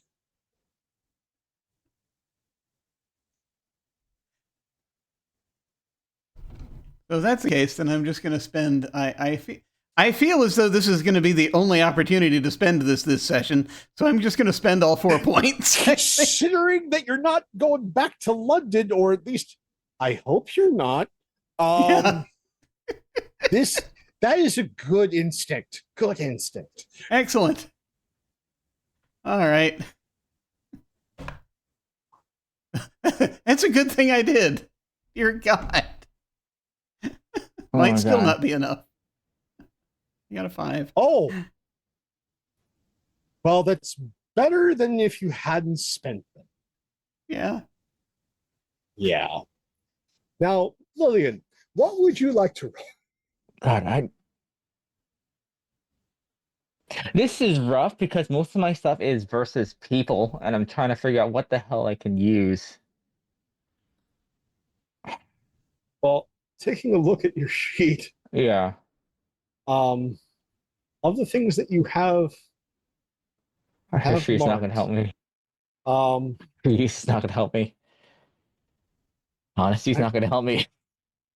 conceal might help you just find anything that has been deliberately hidden.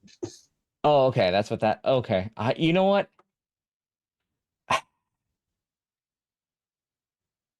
Yeah. Oh, I will do that. I will spend. I spend 5 of those. You know what? I can't use conceal or steal or use my other stuff if I'm stuck in a dimension and getting eaten by a Yeah. Travel Pac-Man. It's a D6 plus. Okay, D6 plus the. So D6 plus 5. Because I was like looking. I'm like, what the hell do I even do? Like I can't use. I can't like bargain with these. Like no, that bargain's not gonna work. Yeah, but 6. Oh, okay. oh, wow, getting those low rolls out early. Well, Okay, so this is beautiful. As the panic is setting in of your situation, like Lillian, you are looking anywhere and everywhere for any sign of anything that you can do or has been done to this engine. You are your fear is welling up. At the same time, that same fear is taking hold of Kenneth, and like you're trying to intune just where you are in the space, the direction that you're heading, giving some sort of sense of place and time, direction, and you feel in this moment absolutely rudderless. Matthias, I have news. Oh, news is good. It Is is it? only because these two are in an absolute panic that you notice something that they are missing. It is because they are moving about faster than you and are just pushing you more and more forward within the car until you get bumped and you cannot help but see very small sigil has been etched into the control lever, making this train go. It is a very distinct sigil, one that you are familiar with. It is of the Gothic occult tradition. And it is the simple symbol for travel, inverted.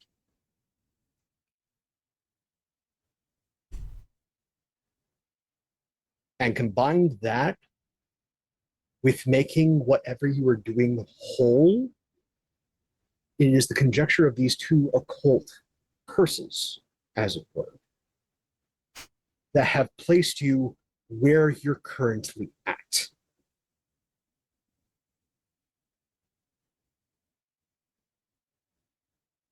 Yes, Jim. Not go to ahead, cause Jim. even more problems. But you've told me that I'm panicking, and I need to explain how it is that Kenneth panics. Oh, please. He damages things, I think. Oh, goody. Please So he's tell me pulled how out you the damage hammer. things.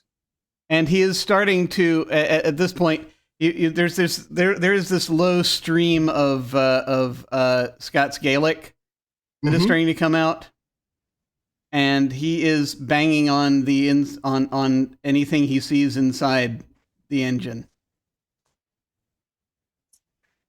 Jim, you know how I made you make that percentile roll earlier? Yes. I'd like Oh, you to no. do that again, please. Okay. I apologize in advance, as I'm not trying to be a bad player and cause more problems. No, There is no but we are apologies not for in our art. element. We are criminals in like limbo space. This is not our element. And I a am just crazy swearing person. and hitting things. This is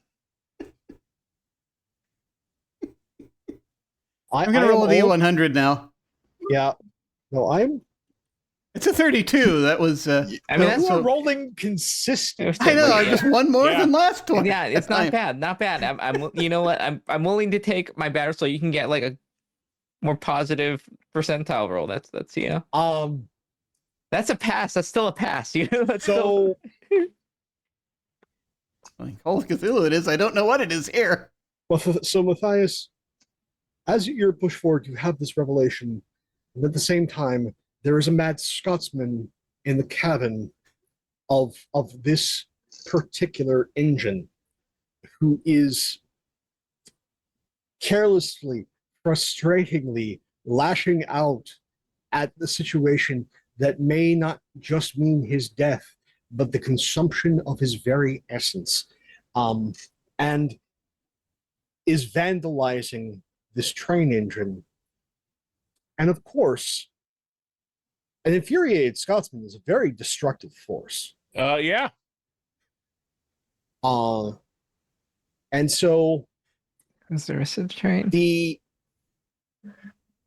valve that informs you of the pressure of the engine has been sheared off.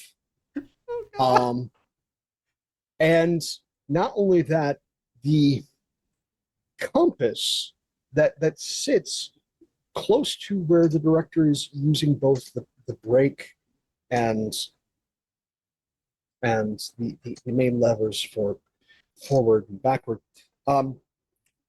that compass has also been shattered. It has ceased to be. So some of the instrumentation and controls are quickly going away. Now, the other small bit of good news out of this is that you are certain, between Kenneth's destruction, the panic, and your revelation of how you got here, there is a way to get out.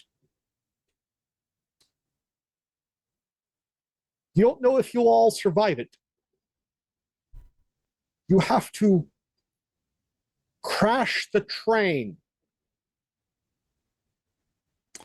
Well, if that's the case, there's nothing better to crash a train than to continue angering and panicking the Scotsman.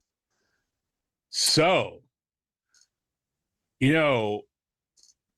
Matthias, while I, Ernest, am not sure, Matthias is completely sure of his own survival at all times because he's insane.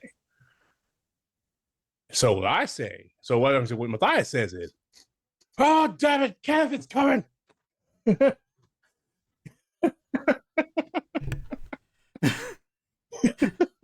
And almost as if on cue, the train lurches again. There's a hiccup. If the speedo were still working, it would register that the train is going at 78 miles per hour. Only a few more and we'll time travel. You don't want to time travel in extra dimensional space. That is a bad time. That is a very bad time. Look, if we're gonna be in a bad time, why not have all the bad times right now? This is how you get Victoriana characters into 40K. Don't do this. You mean please do this.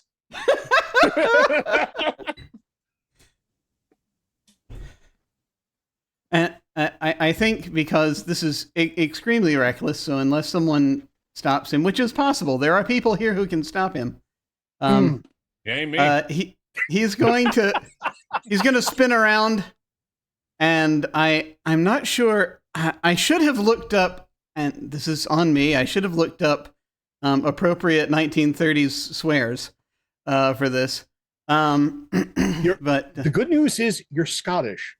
Just string along a series of letters that usually involve animals, parts of anatomy that are usually have some sort of waste product come out of them, and then an insult about intelligence.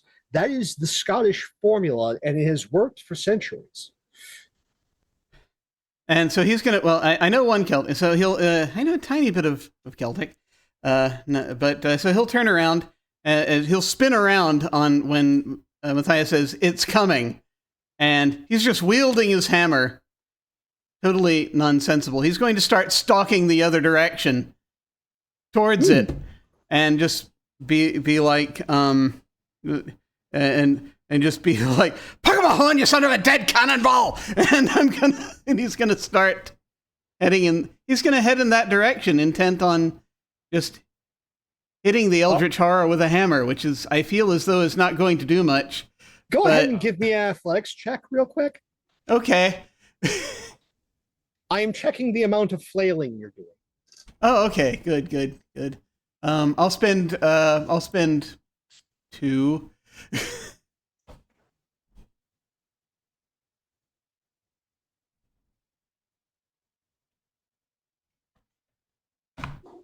Seven. Oh, that was the number that you needed for positive outcome. So, good news. Well, more news.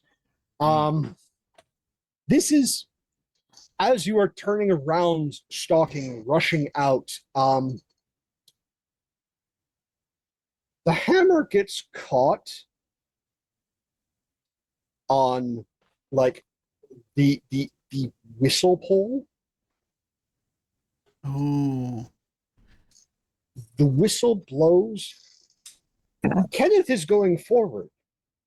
His arm and the hammer are not. As he gets whipped back because equal and opposite reactions.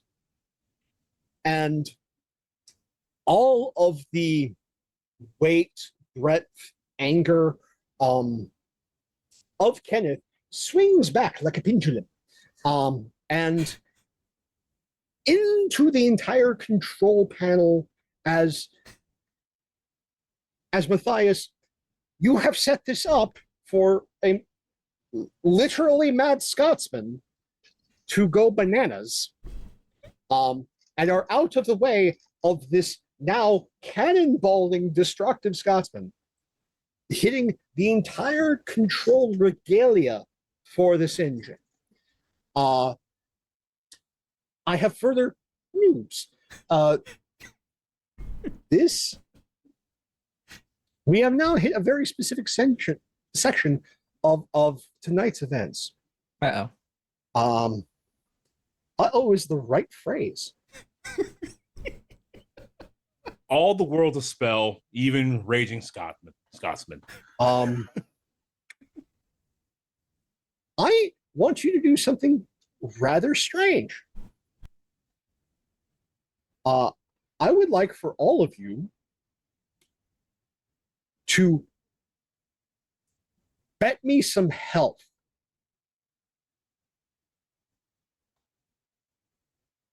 You are going to get to roll health. Okay. Is going to be like a skill check. But keep in mind, if you fail the skill check, that health is not there to save you.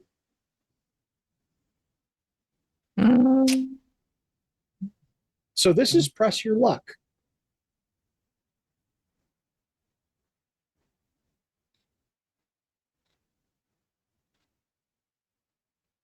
Mhm.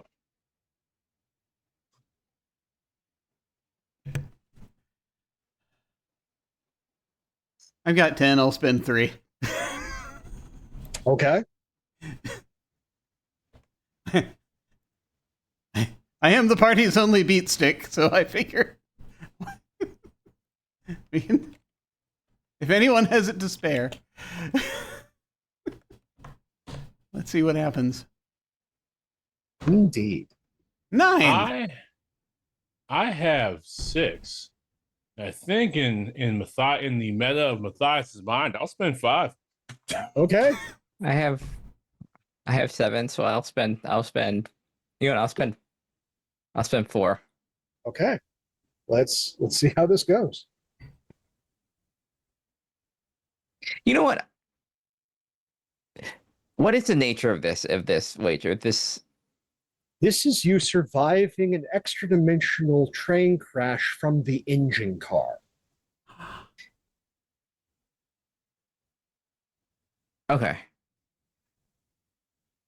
This is surviving an extra-dimensional derailment at 76 miles per hour. You know what? I'll spend 5. Oh. I'll spend 5. I like you. Yeah.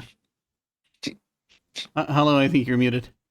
She's I survival oriented. I spent most of my health. I've rolled total an 11. Okay.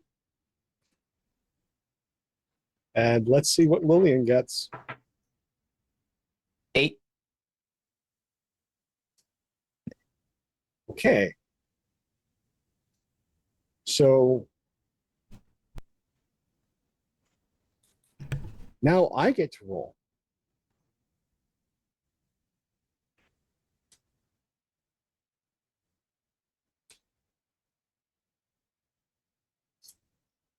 That's I don't.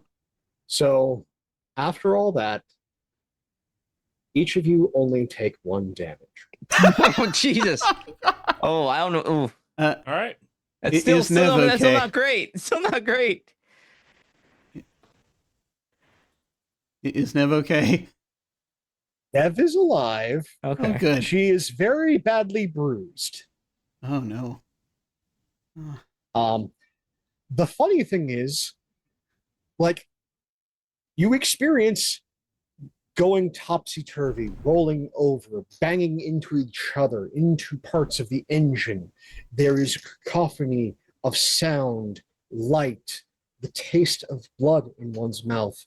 And then you find yourselves precisely where you were sitting when you started. Battered, bruised, bloodied, and pulling into Edinburgh Station. Well, Matthias pulls in to the station unconscious, so he finally got to take that nap he wanted. Fantastic. And that is where we're going to end for the evening.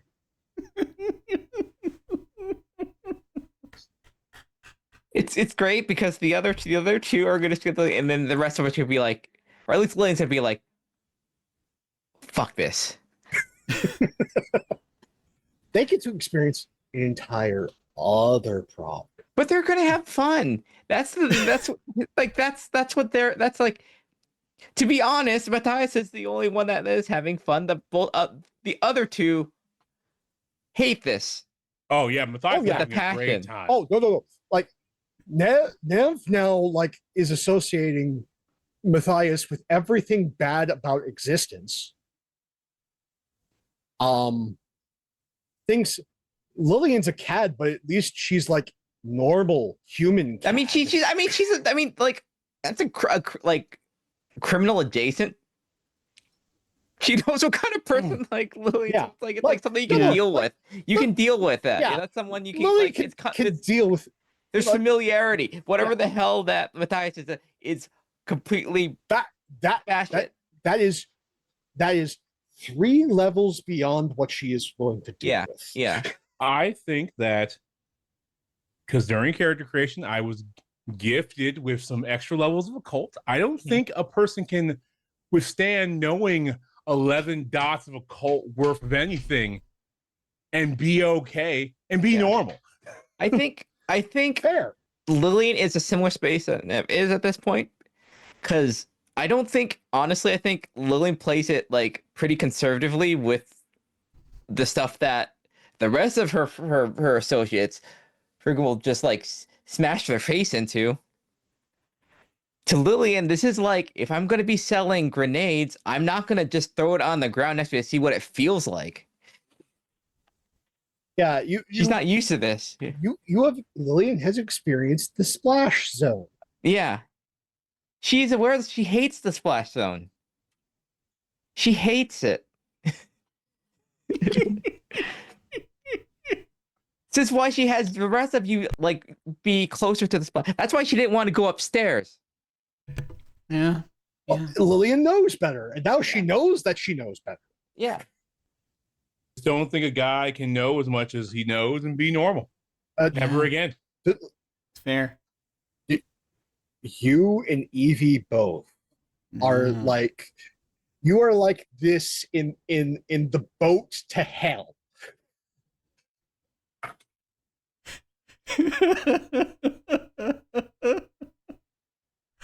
Oh.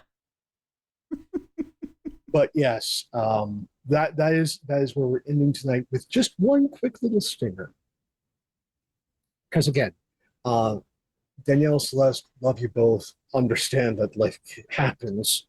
Please take care. We want to see you back soon.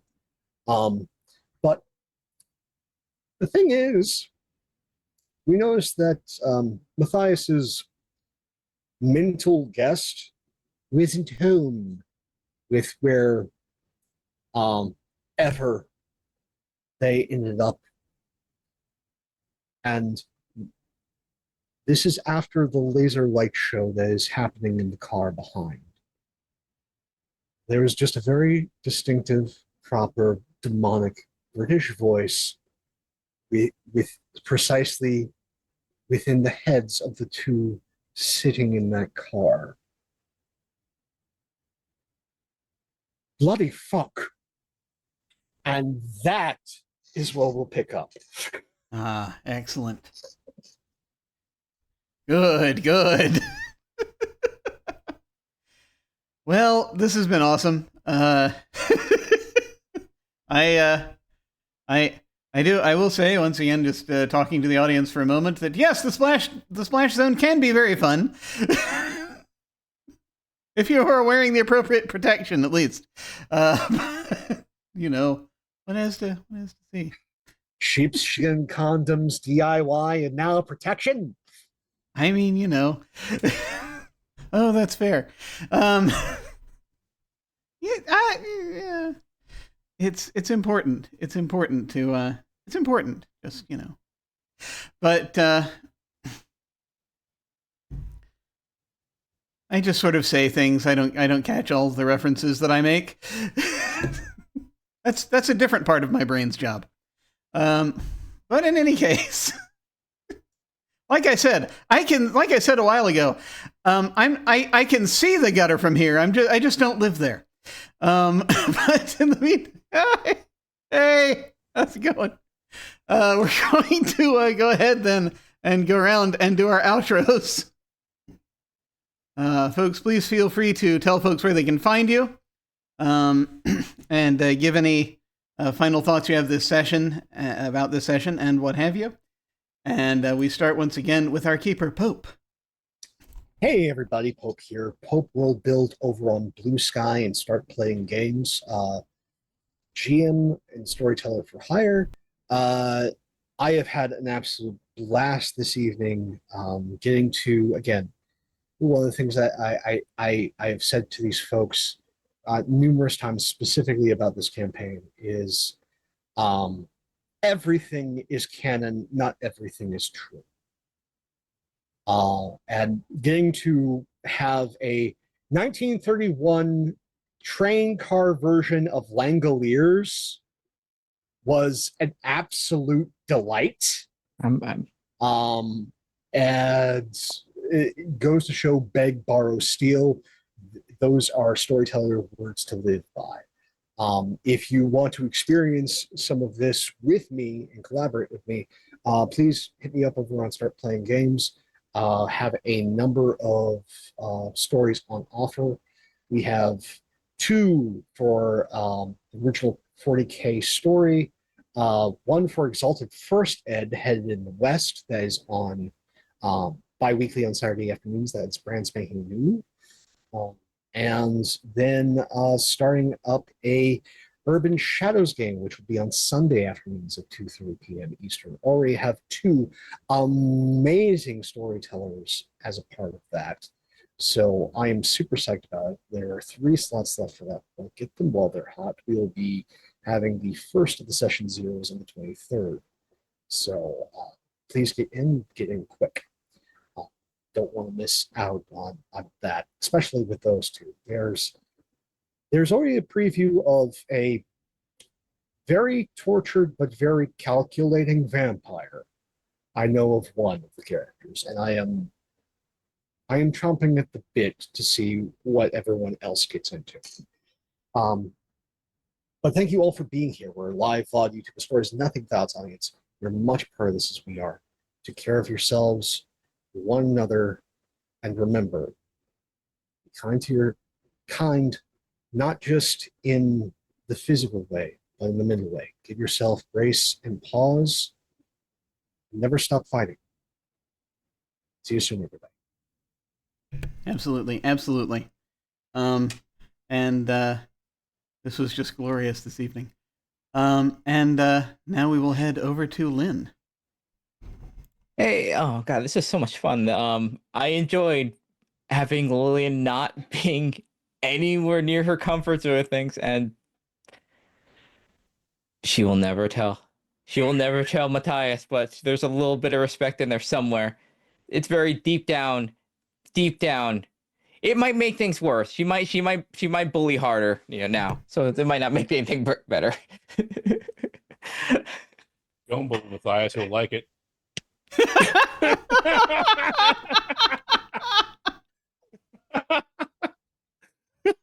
Any artists who ever see this, I now need art of Lillian as White Queen stepping on Matthias. Oh my god. Dang. Oh, that is awesome. But yeah, everyone, I'm Lynn. Grimble Art pretty much everywhere on social, Blue Sky. You can find my art, and next time you'll see me, it's on Sunday night. On Practical Thursday Forest channel.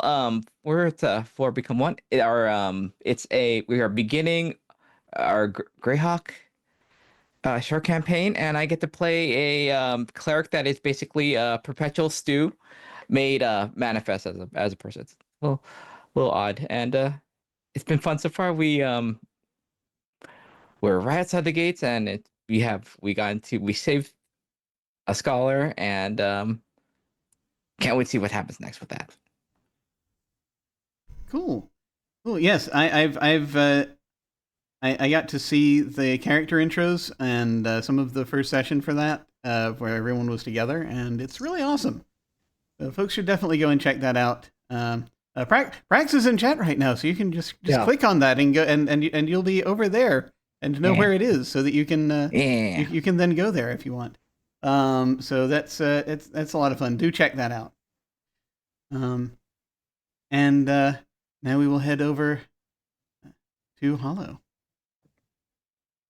Hey, I'm Hollow. You can find me here right now when we play on Fridays. If you have other stuff, check me out. Game. God. I don't often play the quote unquote chaos gremlin.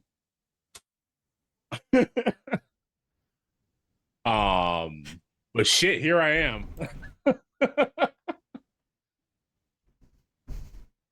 I really enjoy all the interactions with all the other players and yes, but I also appreciate the players at the table with me who are putting up with the sheer volume of nonsense this character seems to be generating at any point in time.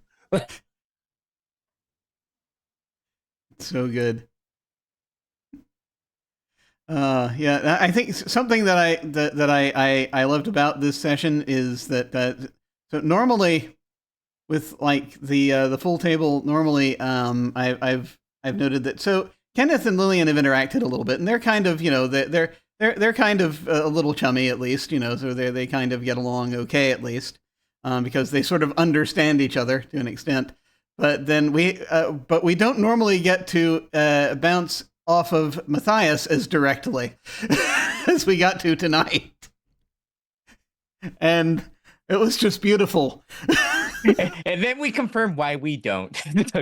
Yes, exactly. We had the chalk and cheese thing going on, basically, to coin an expression, where it's like, what do we have happening here? What's this? This is a completely different world from ours. We're trying to interact with. And the awesome thing about that is we basically got to just hop around trading who was the basically which it's like it's sort of because it's like we get to view him like as what is from Kenneth's perspective, it's like, what is this madman doing? And but we get to take turns, basically being the person who's out of it, essentially. Important question: do we have the silver? Or the silver, like, was it like imaginary? That's an excellent question. You still have the items that you procured. Ooh.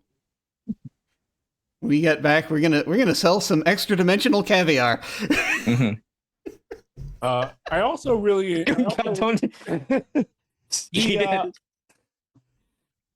it's also weird because this is a horror game, but Matthias is so insane that he almost somehow, in his chaos, flips around to being the straight man in dire situations,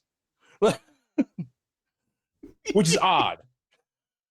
That's so good.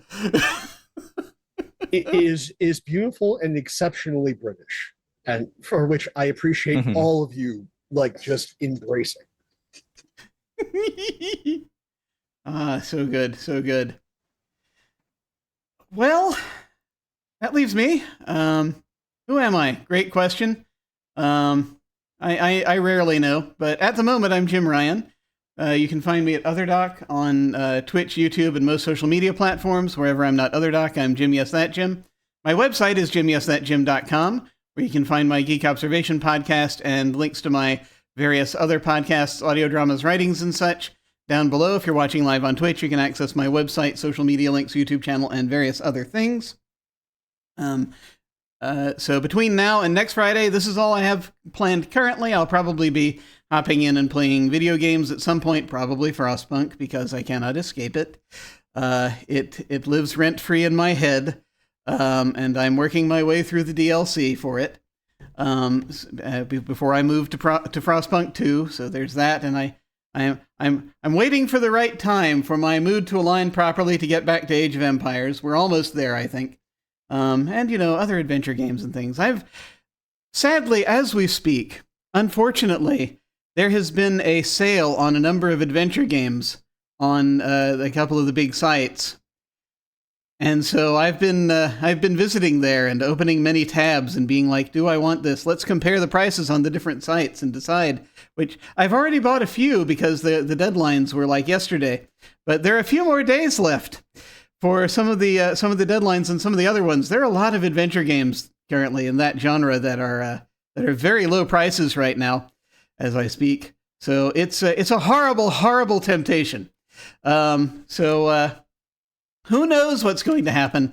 Aside from just right now, my wish lists are looking really massive, unusually massive at the moment. So I fear for what's going to happen in the coming days when I have time to sit down and actually weed through it before the sales go away.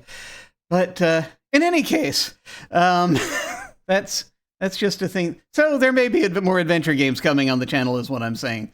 As there are quite a few that are going to end up in my various accounts. But 1 week from today, Friday, with any luck, we will be continuing, and we'll see what happens. I'm excited to find out what happened to the other folks on the train, and to see if we get inside of Edinburgh. So it'll be quite fascinating, and I'm. I think we're way in it. Yeah. We're way inside of it. There's no way out, really. It is a labyrinth. There is no escape. But that said, let's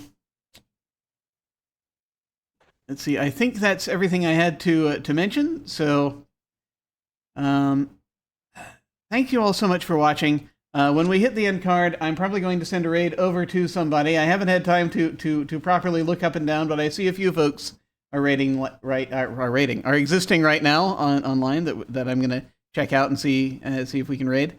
So feel free to hang on if you're so inclined and say hi to them with us.